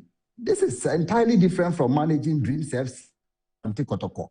This is a national team. And so when the consequence, or this has been the series, spectacular failure of appointment after appointment, it cannot be the order of the day. And I cannot have confidence in a group of people who continue to make terrible appointments, and you repose confidence in them to bring in a new coach. Why would they now go in for a top coach, knowing that they have, I heard the Ghana Football Association president, I read from him saying they are now going for a top-notch coach, a coach who is, so they are now going to, reinvent the wheel and go back to the criteria they set before the appointment of Otuado. So it means that despite qualifying for the World Cup, it was a complete waste of time the whole period. Well, you are painting quite a gloom picture for the future, the immediate future going into the World Cup. First of all, you don't think that this group of people will make a good appointment. That means Ghanaians should sort of forget about any joy from the 2026 World Cup. Well, it's too short a time to have a coach come in and build. Paul, to lose 5 against Austria, lose to Germany under the circumstances that we lost, definitely the team's confidence will take a very big toll, a very big blow. If you know about football very well, as you do, Paul, to lose under those circumstances humiliatingly going into the World Cup is going to take a very big toll on the confidence of the team. So the coach who comes in will have to take weeks building the confidence of the players. There's an opportunity, very young squad, but how many weeks do you need to build the confidence and revitalize the team before they get into the next friendly games? The most significant thing about the whole thing, Paul, is that if Otuado had built a structure, the Ghana national team as it exists today has no identifiable structure. That's the most significant thing that we all lose sight of. To go into the World Cup, you may have the quality of players. You may have top players in form. Have your Semenyos, have your Mohamed Kudusus, and have your Inaki Williams. Without a structure, you will be punished by South Korea and Panama at the World Cup, people who have organization. How long does it take to build a structure? A coach will have to take over 5, 6, 7, 8, 9, 10 games to build an identifiable tactical structure, an identity. At this point, you do not know what the technical identity of the Blacks is. Are they possessive? Are they a counter-attacking team? Are they a defensive team? You never know what the players are on the pitch. They are just going about the pitch haphazardly, in a very disorderly manner. You watch the Black Stars and you tend to be surprised. Are these the same players who have higher value at clubs in England and France? So you do not have a tactical identity now. In 2010, you could see that Milovan Rajevac could tell the players, you have to recover possession 3 to 5 seconds after losing it. And so all the young players are running. You lose possession, and even the senior players are, if you do not run and you are Montari, you'll be on the bench. If you are Lai Kingston and we think that you cannot run to recover possession, you will be on the bench. You cannot see that with Otuado's team. No identity. They just walk onto the field, decide to defend from the first minute until they concede the goal, they open up. You do not know whether they are attacking, whether they are defending. And I have nothing against Otuado. From the day he was appointed, we had said, and Countryman Songo will bear me, that the appointment was wrong on all fronts because even the criteria that they have set for themselves, he never met one out of the 5 criteria. So, Bo, I don't think that the time is right to find a coach, and the coach might, even if it is Joachim Low or whoever, he will need a lot of time to rebuild confidence and tactical identity. Let me come to Ibrahim Sani, but Songo wants to chip in. Songo, what do you want to say? Yeah, it's not just about inviting players, as Sadiq said. It's not just about inviting players. It's about the system behind the players. The system behind the players and how the team can gel, how the team can produce results. So it's not just about you have a coach and you are just, inviting players to come and play for the national team. But it's about the system behind. And the coach didn't have any system. There were no system of play for Black Stars. So that was a big problem for Black Stars. And now it's a big problem for Black Stars because that is why I'm saying that you would need somebody who would come in with that big personality. So to be able to at least take us to the World Cup for us to at least perform. Yeah. Ibrahim Sani, let me come to you now. So you know the system, you know the Confederation of African Football, you know the football system. What is going to determine the coach? Is it by recommendation in this short time? How does it work? Are you going to call somebody, say, recommend a coach for us? Are they going to ask you, Ibrahim Sani, that speaks to this Moroccan coach for us? How does it work? Well, given the time we have before the World Cup, we have just about 70 days. Here in the UK, it's already Friday, so we have 70 days to go to the World Cup. You have no time. There's no need to go through any criteria. There's no meaningful national team in the world today that sets criteria before appointing its coaches. You just go, you have a target man you want to speak with, or a coach of certain caliber you want to speak with. You approach the person, tells you your vision, you negotiate the price, you announce the coach. There's no need to go through that laborious process. If we say we are going to go through CVs to appoint a coach, it will perhaps take 1 month. That leaves you with just about 30 days, and you don't have your players in camp anyway. So that's a difficulty. And the difficulty I've always been an ardent believer in Otto Addo. I think we needed to be patient with him, with the way things had gone. I thought they should have been more patient. We didn't have a lot of time. And most importantly, we should have looked at the quality of materials we have. From the last World Cup, for example, if you look at the trajectory of our players, from our goalkeepers to our defenders to our attackers, very, very few of our players have gone a step further in their career. Number 1, it's Kudus. Number 2, it's Semenyo. But count from the goalkeeper to everybody on the pitch. Somehow they have retrogressed. From Jiku, where was he playing? He was at Strasbourg. He went to Fenerbahce. Now he's in Russia. Ask about all the other players, be it Alidu, Seidu, be it Salisu, be it Salis. All of them had retrogressed. A lot of them. Salisu was playing in Southampton. Today, where is he? He's in Monaco. You'd have expected that in the English Premier League, maybe he had gone to the next stage. So we need to look at the entirety of our squad. Would a coach be able to pull off the magic? I think that the FA had gambled, and it's a difficult gamble. Just hoping that it will just pay off. Joachim Low, one of my websites or my news companies, just broke the news about Joachim Low. Yes, it is true.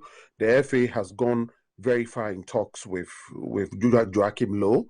And if he takes the job, yes, he's a good coach. He's proven he's a World Cup winner. He's done a lot for the German national team, has stayed there for some time. but it will take some time for him to be able to settle, and that would be a real difficulty. Another thing would also be how much would Ghana be able to afford, even with $40,000-$50,000 per month.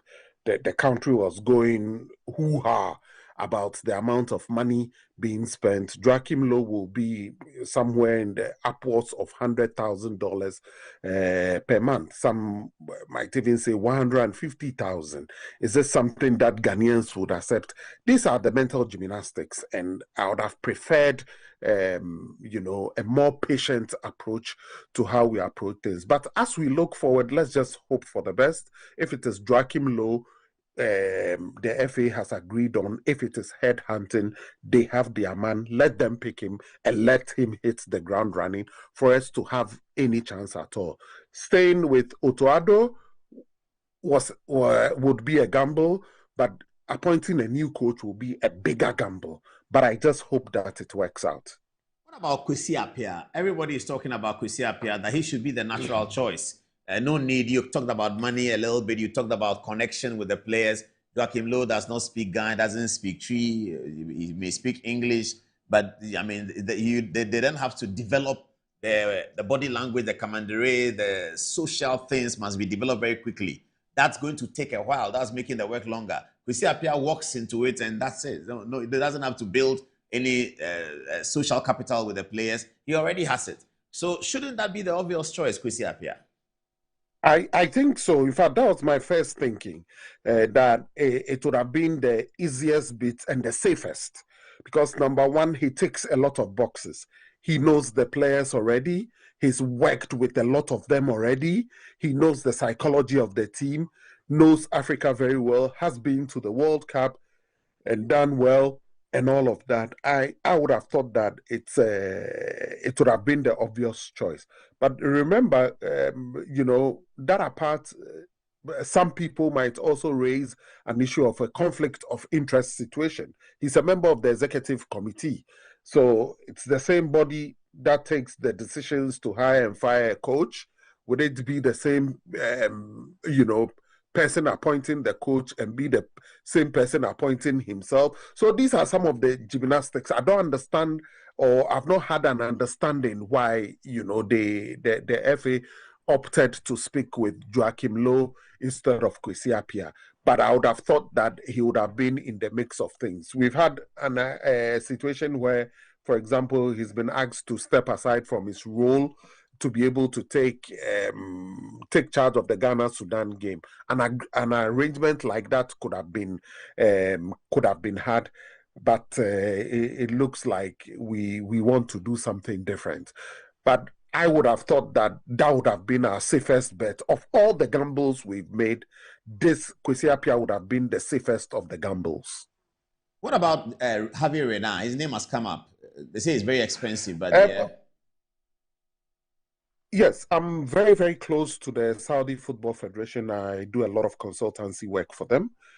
Just yesterday, I had a very phone call from one big Saudi Arabia federation official, and he was really asking me whether it's true that we are interested in him.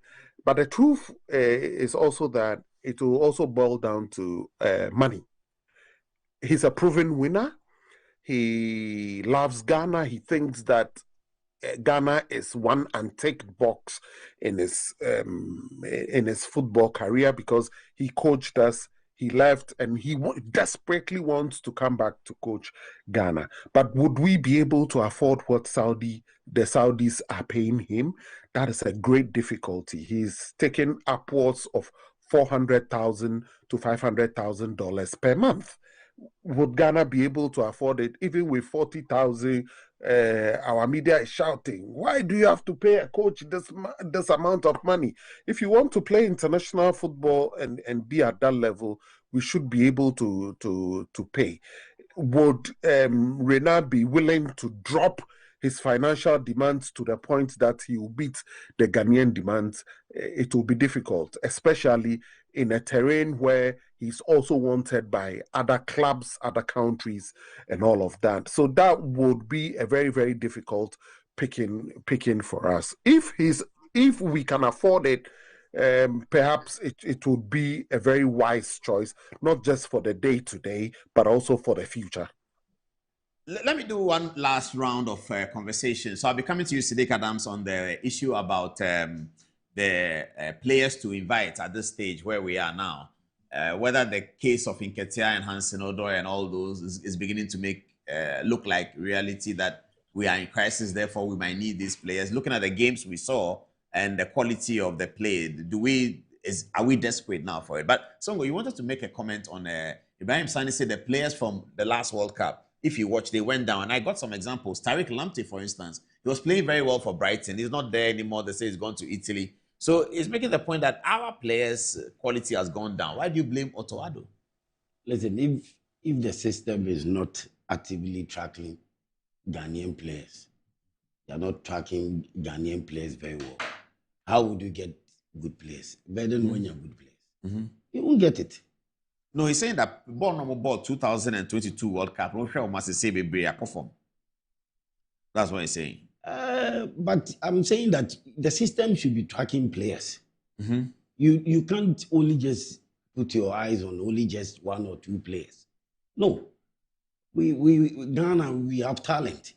Your talent in the local league. You can't only just rely on the foreign-based players, Ghanaian players that they are born outside. You can't just rely on them. We have Ghanaians who are also playing even in the African leagues. Tanzania, South Africa, Morocco, Egypt, the Egyptian league. They are Ghanaians who are playing there. And they are doing very well. And the whole Ghana local league. Why are they not taking care of the local league very well? Why are they not giving attention to the local league very well? You claim the local league is your property. Uber fair players to the Blasters, you won't get at least 3, 4, 5 local players even there. So why are you running the local league? So you can't just rely on, say, these players are World Cup.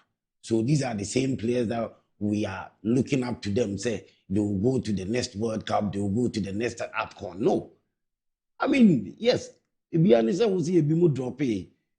the talents are many. We have plenty players, talent in Ghana. It's just that they are not searching. And I said they are not doing proper scouting. That is what we need to tell them. That is all. They are not doing proper selection, proper scouting. There are many players. We have the talent here. But you can't just rely on players who are born outside the country, thinking that because the good facilities are there and, Hoya Bruchiri, so these are the players that can only play for Blasters. That is not it.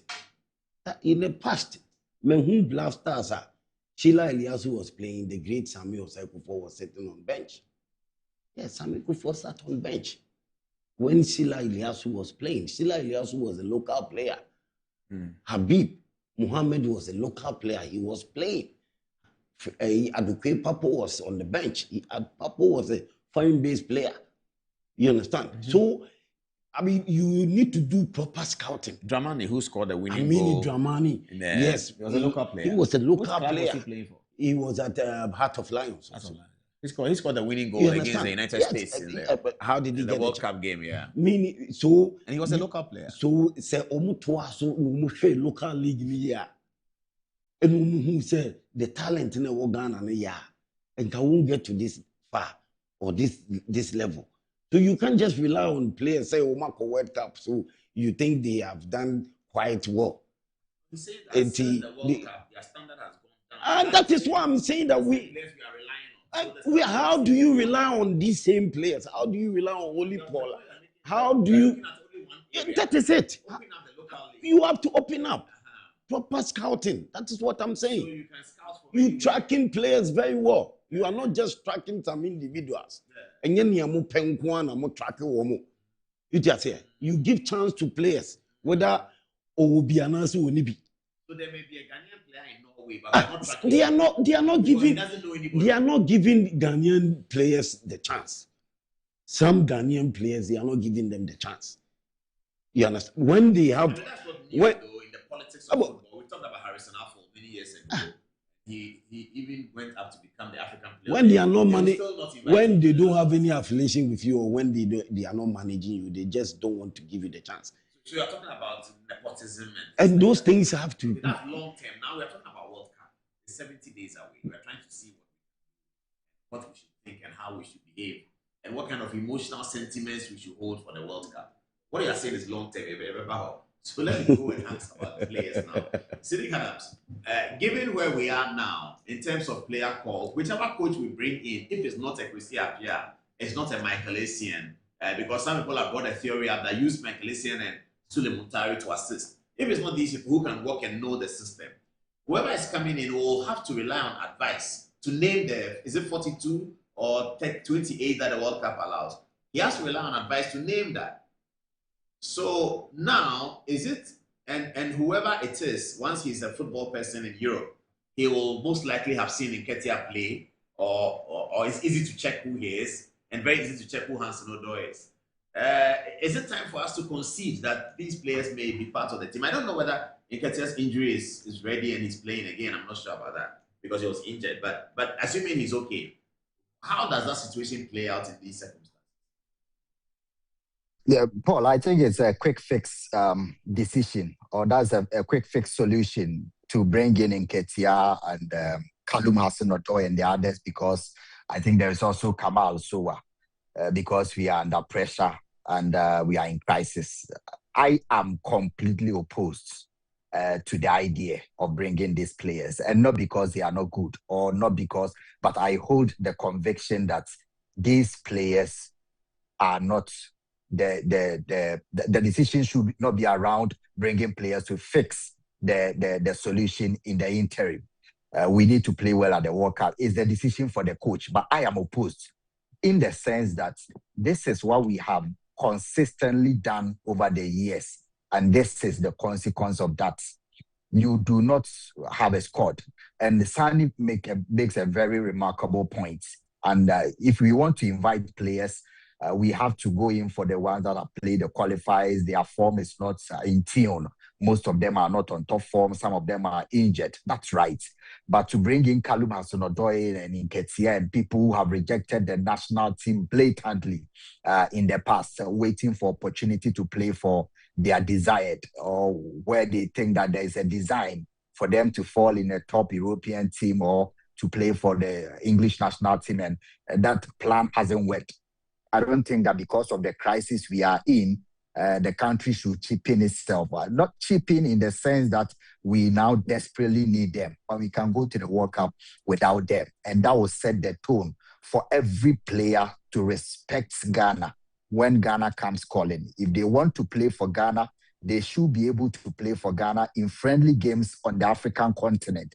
They should be able to play for Ghana in the African Cup of Nations qualifiers. They should play in Maseru against Lesotho. They should play in Yaoundé. They should play in all the tattered pitches that has led us to the World Cup. I do not agree for anybody to go calling the players who we have chased for, some of them, for over a decade, and who have refused to play for the national team. And to end on this, Paul, Sani says that the players have dipped in form from the last World Cup. And this is very normal with many of the national teams. Watch the German national team and see the new players that have been introduced. Watch all the national teams. It is a practice with most national teams. You are only lucky for a period of 8 to 10 years to have your players, core players, consistently playing at the highest level. But Paul, Ghana has had a blueprint from the 60s to 70s to 80s. And in recent times, at the turn of the millennium, Paul, Ghana's blueprint is that of all the time that we've had our players who have played in top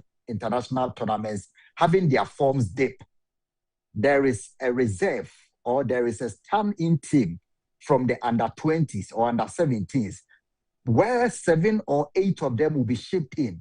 And a classic example is the 2002 African Cup of Nations, where we failed in Mali. And immediately after that, the under-20 team had gone to Argentina. The Derek Boateng, John Mensah, John Pinsto, Adukwe Papo, Razak Ibrahim. And that is where we formed the core of our team that played consistently for over 15 years, the Sule Muntari. So you have a solid under-20 team at all times. This has been Ghana's blueprint. We built a team of these young players from the 2001 World Youth Championship, where Michael Essien, John Mensah, and the players I've mentioned played and were transitioned into the Black Stars when the likes of Sabe Kofo and others were not in top shape. And they went on to play for the Black Stars, qualified the Black Stars, and played consistently in like 4 African Cup of Nations tournaments. Talk about the 2010 World Cup, when most of these players I've mentioned had their forms dipping. Then you had a very solid under-20 team who transitioned and blocked into the Black Stars. The likes of Dominic Adia, Andre Ayew was benching Sule Muntari, who had earlier also come into bench. So it is what the Black Stars have been doing. In the last 15 or 10 years, mention a solid Ghana under-20 team. We can't even compete. It's become a business venture. Ghana doesn't have a remarkable under-20 team again. This has been our forte for all these years. Our strength on the continent and in the world has been under-20, under-17. Ghana transitions players and block. So right now you don't have Tariq Lamptey. It would have been very possible to have a very good under-20 right-back player, just like we shipped in players into that team, Samuel Nkrumah and co. So if you don't have a good left-back whose form has dipped, you have a player who has played in the under-20 African Championship, who is known, who has developed the Ghanaian culture of playing, shipped into the team. We don't have under-20. We don't have an under-17. The conversation has been around the Black Stars. Our football is in complete reverse because it's an inverted pyramid. The conversation is about the Black Stars. And we have forgotten that for many years, when we have top players having their forms dip, we rely on our under-20, the youth teams. Right now, you are going into a World Cup. The conversation is that we don't have top players. Where is the reserve? Where is the youth team? This is what you have consistently done to build your national teams. Why don't we have a very identifiable under-20 team where we can call 4 players, just 4? We used to transition 12, 13, 14 players from our under-17, under-20 to the Black Stars. Right now, we do not have. So the conversation should be about how we get players getting into the Black Stars when those who played in the previous tournament do not have the requisite form to play. We have lost that conversation, and we have to come back to building a very good under-20 from domestic league. And also, Andre Ayew and all these players were products of under-20. Why do they come on to play for years?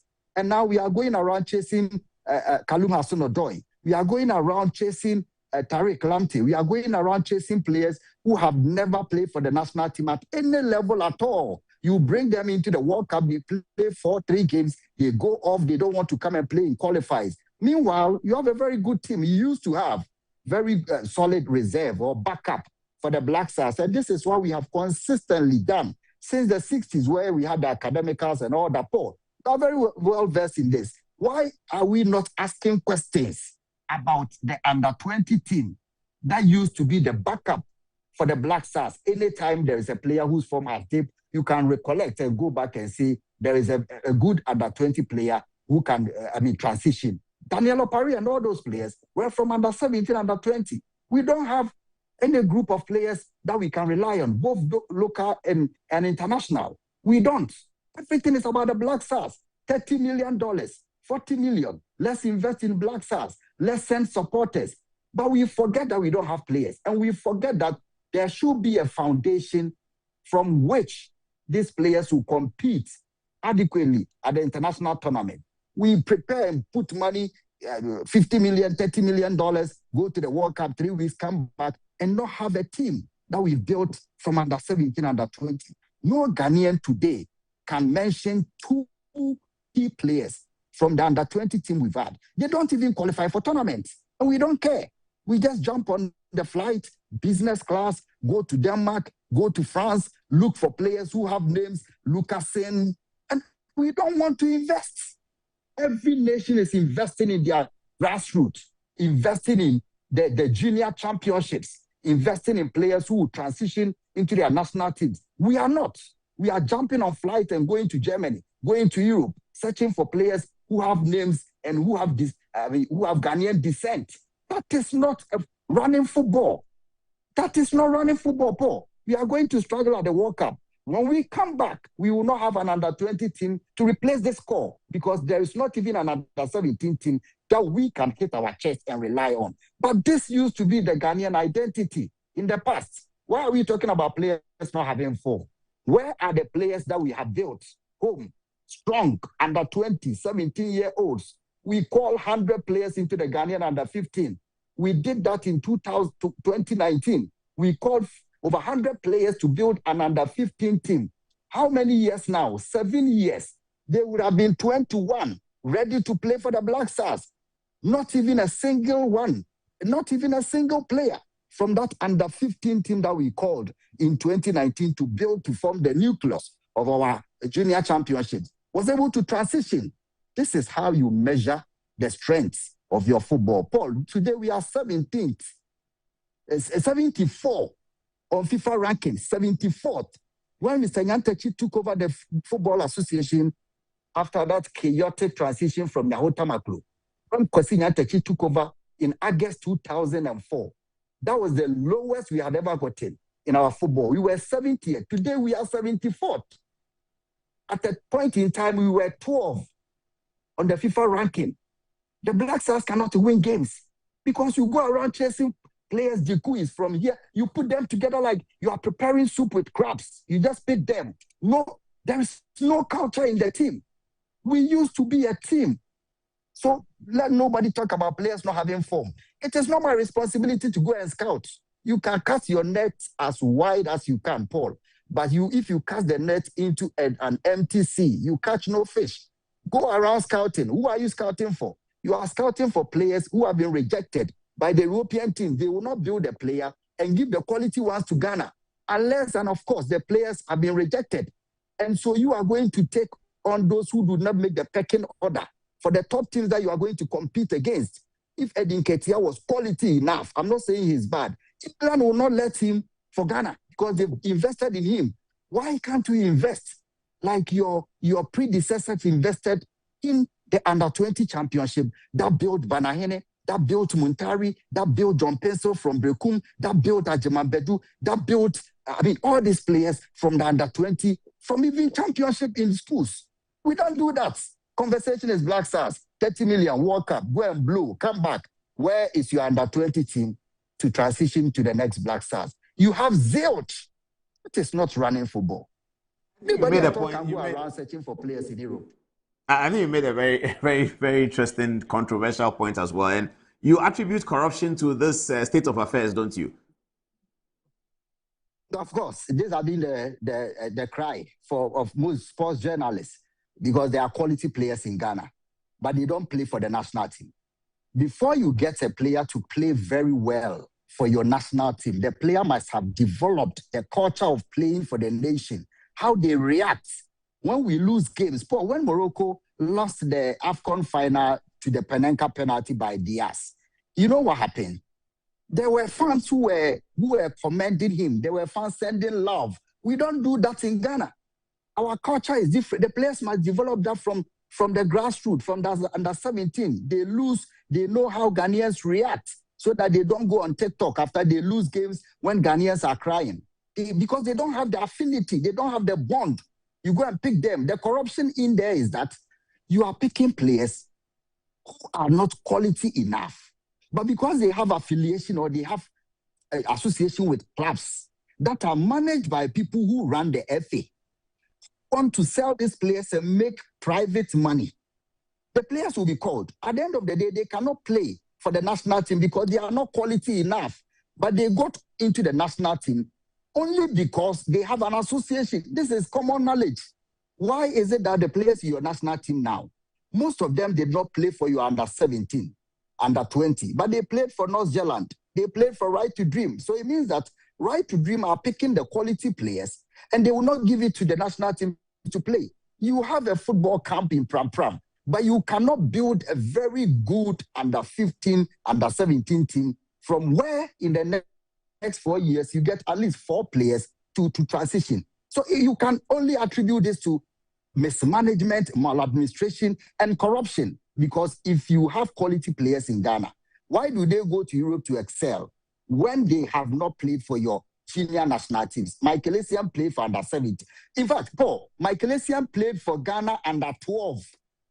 Like say Michael Essien, John Mensah, they played for a Ghana under 12 team. Because you identify them early on and they built that culture for the years that they play. When they lose, you feel that they understand the Ghanaianism of football. Unlike Inaki Williams, no issues with him. But this is something you cannot throw away. Football is not just about going. So we should start calling quality players who are playing in the trenches, in the villages, who have no association with football people, who have no association with top executives, who have clubs and who have influence over coaches, who select their players into the national team. These players go on and not even qualify to play in Europe because they are not quality enough. But those who don't go through the system, who are identified by private scouts, go on to compete at the top level. Mohamed Kudus is the only player who has played for the Ghana under-17 team in this current squad. And maybe Atizigi was also there in India. Apart from that, none of them has featured for Ghana's junior team. If you have 50 players and only 2 have come out as a result of your product, and Mohamed Kudus cannot be said to be a production of the FA. He's a production of Right to Dream. They identified him. You have coaches in Ghana, you cannot identify players from the trenches, from the inter-schools.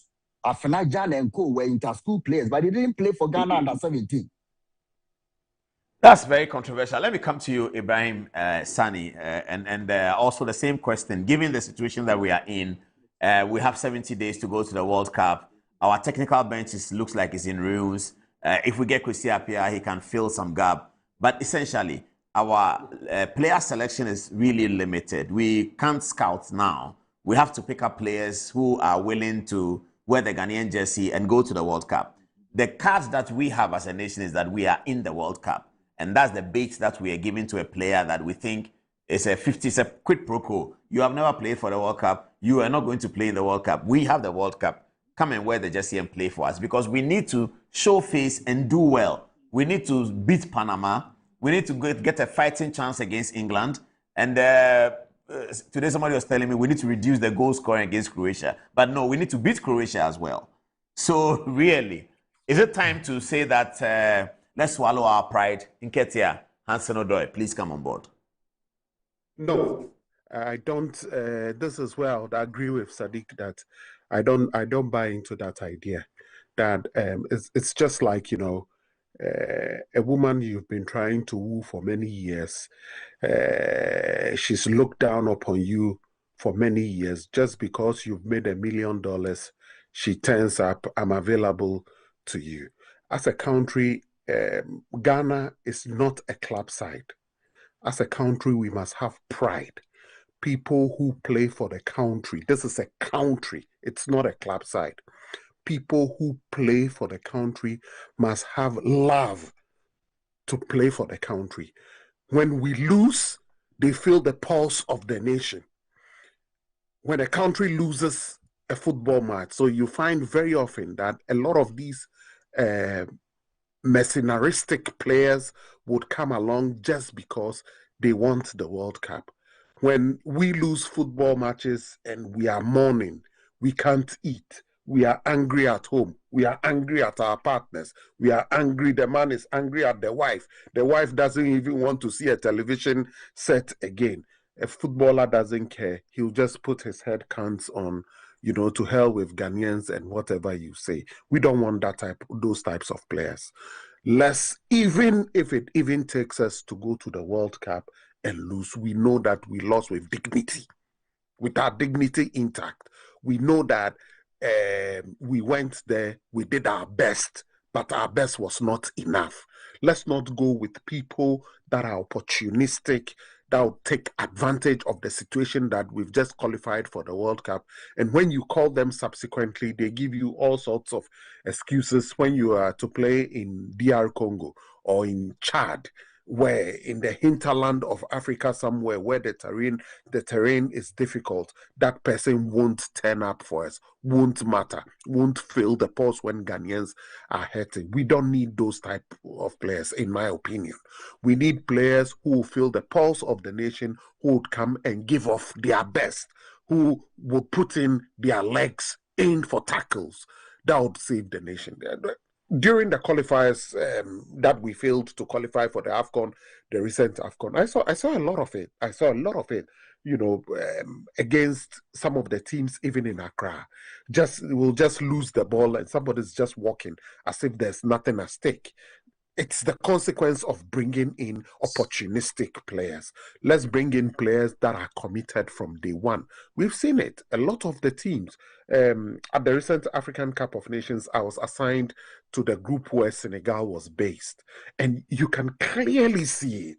You can clearly see it. Ibrahim Mbaye, for example, is a prime candidate for the French national team. But at the age of 17, he decided he's playing for PSG. He knows by all means that in 2-4 years he will play for the French national team, but decides he wants to play for Senegal. That is a patriot, but not players who, told you, no, I don't need you. Now they are above 26, they are gone past their prime. Now I feel like I'm Ghanaian. We don't need them. Let's make do with what we have. The players we have, let's patch things up. Let's also put them under some level of pressure. Let them also step up to the plate. Those that we have, those that played in the qualifiers, let's select the best amongst them and let's give them a shot at the World Cup. I'm sure that they'll give off their best. In the worst case scenario, it is possible we can win one match, perhaps two matches, and we might get into the knockout stages. It is possible, but let's give the support. Let's put the current players now under pressure for them to deliver. And I'm confident that if they live up to the billing, up to the form we expect them, and they are serious enough, they would be able to deliver something for us. But for the players that want to play for Ghana, who rejected us several times, they should wait after we finish with the World Cup. We can start afresh on a fresh plate in the African Cup of Nations qualifiers. That will truly judge their loyalty to the country. But for now, we've called a pool of players over the past 2-3 years for the qualifiers. Let's pick the best amongst them and let's take them to the World Cup. Well, thank you very much. Let me wrap up now with Countryman Songo. Countryman Songo, what is your take on this matter? You had Ibrahim Sani and Sidik Adams were very similar in their conversation. Sidik Adams also agreed with you that the Black Stars needs to spread out and look for players from all angles and build new team. Listening to him, it really struck me. I've not noticed it. But yeah, we don't have an under-20 anymore. We used to enjoy under-20 World Cup all the time. Ghana was automatic. Yeah. Year after year. I think they played every 2 years or something like that. Yeah. Year after year after year, we knew that under-20 World Cup. 17 started, went down a little bit. Under-20 was always there. African Cup of Nations under-20. When Professor Mills came, we won one. Yeah. Then we won the under-20 World Cup. Emmanuel Duya, we remember him from under-20 World Cup. He played Augustin Ahimfo from under-20 World Cup. That's where we know them, even before they came to play for the Black Stars. That part of Ghana's football is completely vanished. Yeah. And nobody was watching. That is why I'm saying that proper scouting. You are not doing proper scouting. No, he's talking about corruption and favoritism. Yeah, that is it. If you're not doing proper scouting, you go out there and you see a player that maybe you are not the one managing and you don't want to call the player. But do we not have an automatic progression from inter-schools, inter-regionals, supers? Ajiman Bedu and Co came from Bonohafo region. That is what we didn't even know them. Yes, I'm saying. But they were picked from there. Yes, I'm saying that is what is needed. But that's why there's RFAs. There's regional FA in every region. They are not going even according to their plan. When they put the football people, when they put out their plan, like maybe 5 years development plan or whatever, they don't stick to that. Along the line, they just divert. They do things anyhow they just want to. It is how corruption. If it is that true, they need to stop because your game no enko. It's not going. So oko now kofa coach only good. Just a normal coach.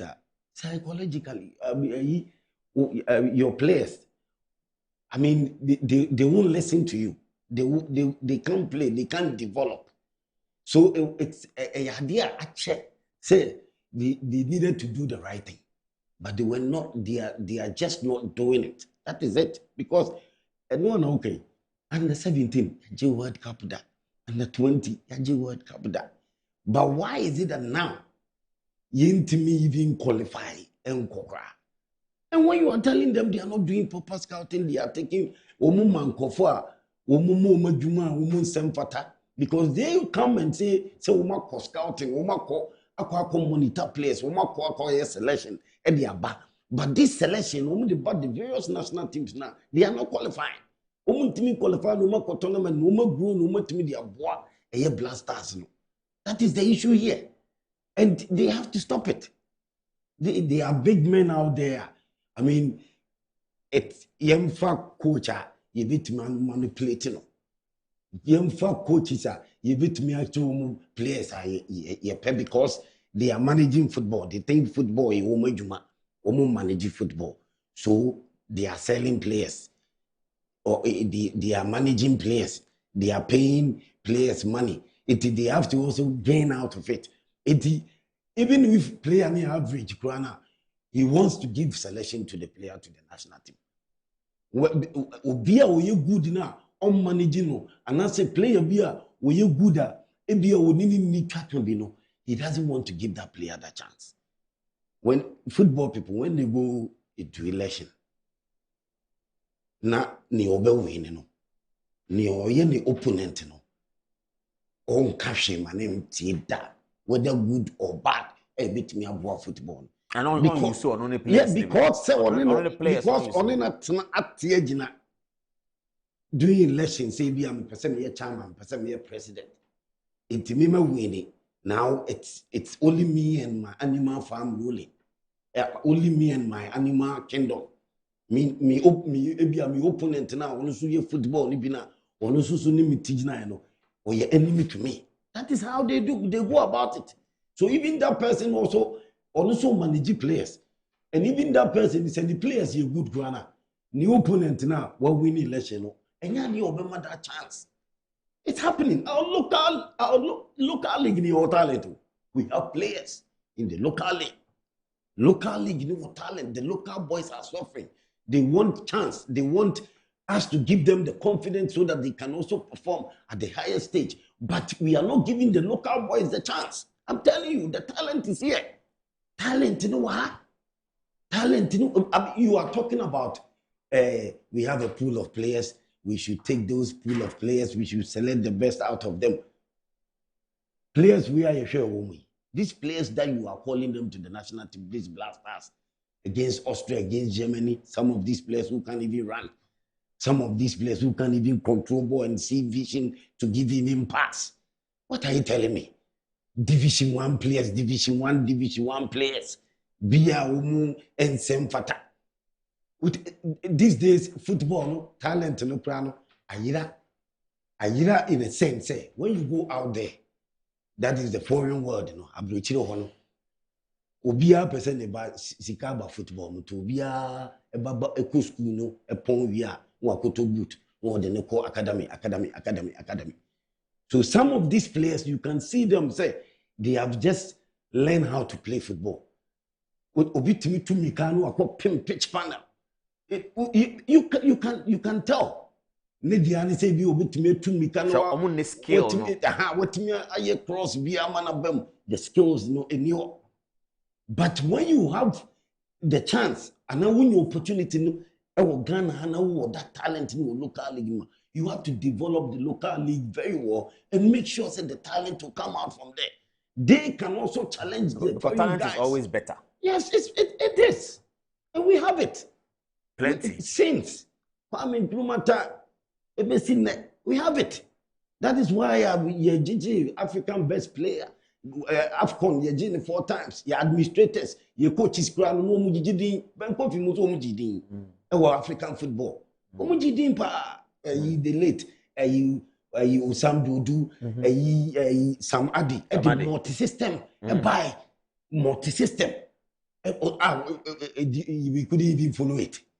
Yentimi Antwaso, Coach Afrani, Yiki Afrani, the late. You understand? So I didn't fear her. Maybe Malay Jaber. They are not just managing it. Yes, Malay Jaber. They are not just managing it well. They are just going into it straight up. Blasters. They are all out there looking for a players because they feel say yes, be free back. That is not the issue here. They need to sit down and do things right. Okay. Oh, Blasters.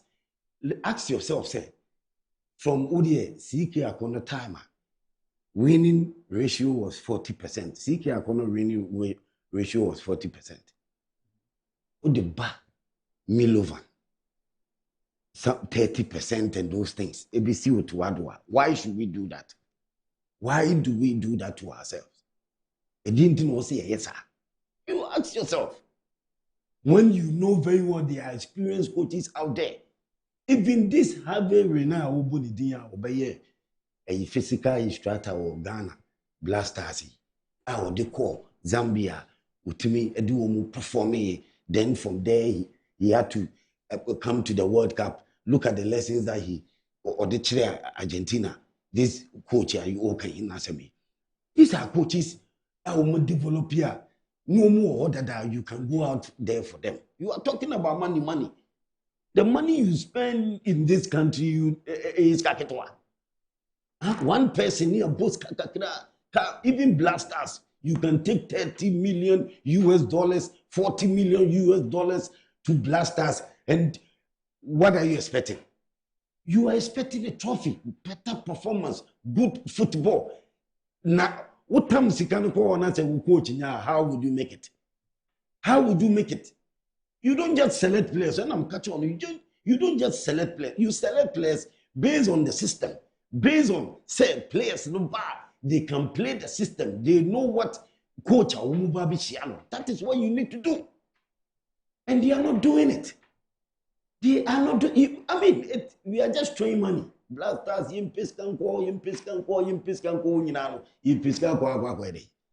That's why I was saying to them, say, as much as you are looking at money for Blasters, have you looked at the team?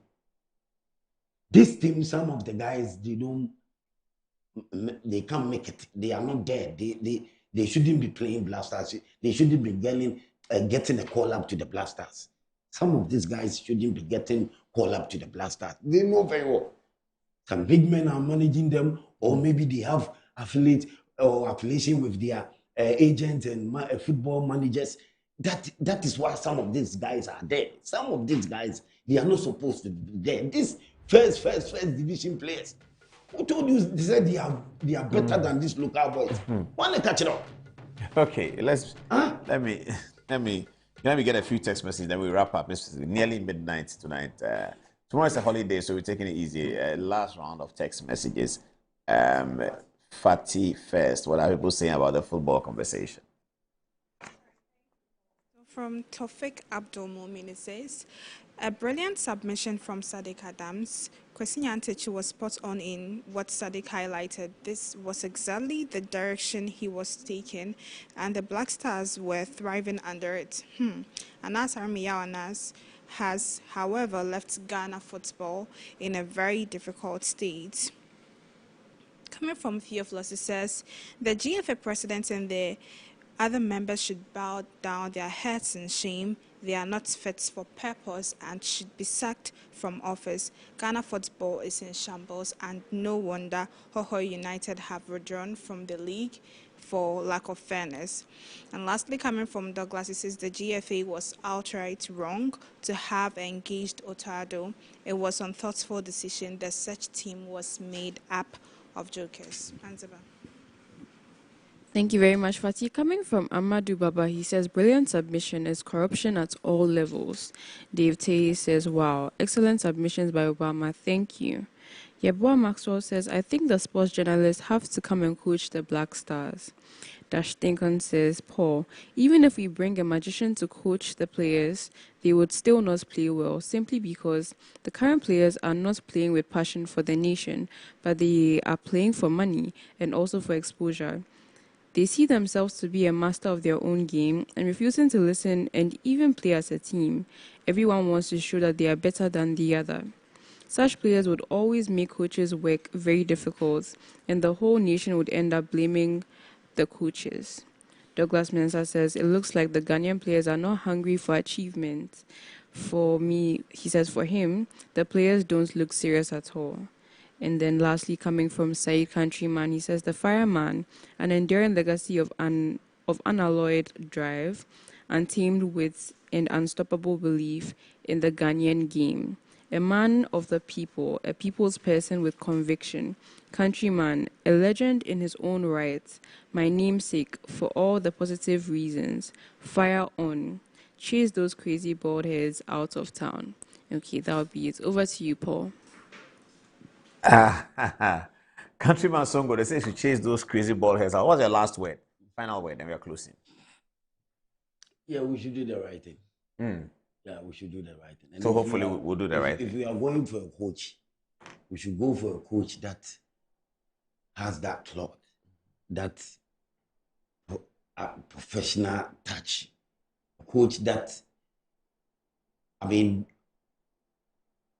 DNA, obit media, Europe, DNA, and Asabia, the modern day DNA, no swakahu. To let us see results from Blasters. We should be result-oriented. It's not about anything just mediocrity. That is not what we are looking for. You understand? We should be result-oriented. And I'm hoping that the government will take the direction now as we are in search for a new coach. At least as much as, we know football people are the people that would have to make sure that, your football no say be running okay, smooth, and we'll get a coach and that kind of thing. Yes, we know we are not going to push them aside. 5 times they've appointed coach, let me put it that way, this administration. Doesn't mean it's going to be a government appointee straight up. But we just want the government to take a look at what has happened in the past. They are about this level. I 71 days, 70 days, a World Cup. Now we are now in search for a coach. So they should take a clue out of that so that we can at least get something better. And yes, the World Cup by now another a problem. That is not what we want now. That is so they should know what is good for us. They should know what we want and they should be able to do the right thing. But they should stop that their selfish interest. Interest and some no, they should look at the nation's interest first. The nation's interest and then also so we can get a proper coach. And it is not only coach. But the issue about Blasters is not only coach. We are going to sleep. Yes, but I'm saying to you, the issue about Blasters is not only about coach. It's also about FA administration. It's about the people managing Blasters, managing our football. There are problems also there. Okay. That is the issue here. It is almost the same. When they do things right, we won't get to this far, and also we won't get to this level. They should understand that on the appointment, get us a coach. Then, also 15 years experience with all criteria. I will say, I meet Sani Director say, this time you go for a coach, you don't just put up criteria. And the criteria. Menam de buy. Menam de beto. You free Afcon buy. I will put bois. And we would criteria and beto say 15 years experience coach in Omo Reno. Maybe na me criteria never told. Some more munim bo muno, mona mude beto. Just to deceive Ghanaians. Sahadiani no so mujai. Just to deceive Ghanaians because mude criteria never told. If they will be honest to themselves, Omubo say a lot of coaches are put that pedigree no and they apply. Now they are also saying say about more than even 600 applicants now, but more than anyone the buy now. Do I kim low? Do I kim? Yes, as much as we are looking for an experienced coach on Kuta face, so we Kuta face even at the World Cup on the way the face of it. The Amagana send the pressure my boys no small with me deliver because of the current situation. You know, it doesn't mean say we'll be breaking news and say we do I kim low and here fun. What went into it? Do I kim low? Yes, you won Germany. After Germany, the day and I mean, do I kim low? No, these current players, and no baby show mana. These current players for more blasters and they kind of crash now. And you moon a good a clear bin a yard here. Bibri wa bruchili kwa no mobobo. These current players for more blasters. I'm telling you. Bibri bo ni bin am si wo mobo keke. Woman your opportunity wa bruchili akwa academy ya pon school. Ye papa to meet ama ye di apo. And ye bobo. And womudi bobi. Talent in the ho. So, you proper scouting, proper. I mean, you are just wasting resources. I want me to offer a 20 technical team. Blasters technical team year 20. 20. It is not about it is not about 6 or 5 assistant coaches. 20. They would say 5 assistant coaches. They are 20, including a technical scouting, including set piece coach, analysis, set piece coaches, goalkeepers coach, strikers coach. This is the board he are giving us. This is the board. This is the result of the resources now almost said the keke. Almost taking about 6 months to go out there to look at players in our local league. And to me, because the local league goalkeeper Benjamin, he was already with the Blasters. And ask yourself, Paul, who are the guys playing short to the goalkeeper or short now? You didn't say the goalkeeper is good, so he should go to the Blasters. Local league. So meaning that the guys now no more short, no, they are good players in there. There are good players there. Goalkeeper no no fit. Benjamin Sari no no fit. And then because we're Benjamin Sari, and also because he's keeping goalposts for Accra. That is why they invited him to the national team. Because he was playing very well in the local league. And players Ben and able born a short, and man churching balls now, Moody who say we good, So those players, where are they? Where are they? That's a good point. That's a good point. But I need to wrap this up. Look at this protocol. You want to tell me, say you can't even get 1 or 2 players from protocol? You can't get player from Mediama? What are you telling me? You can't get player from Heart of Lions? What are they saying to us? What are they Paul? Tell me, who share Blasters boys we Bob Pano Ba who say so high local boys, so man local boys in the chance of team breaking one answer say. What are you telling me? I said you have to close. Strike a view find about 1 2 more theater. 1 2 day before. 1 2 day before. What strike? I don't want to strike. Okay, but I need to mention his name. Yeah, but it's midnight, so we have to say so good night. You can't get a local player. Move there 1 2 1 10 to beat Medina Ediama a Blasters. Yeah, we can get a local player, I'm sure. They should be truthful to themselves. That was an exhilarating and beautiful discussion. We were sorry to have taken so much of your time. Have a happy Easter. We meet on Tuesday, and blessed be the resurrected Lord.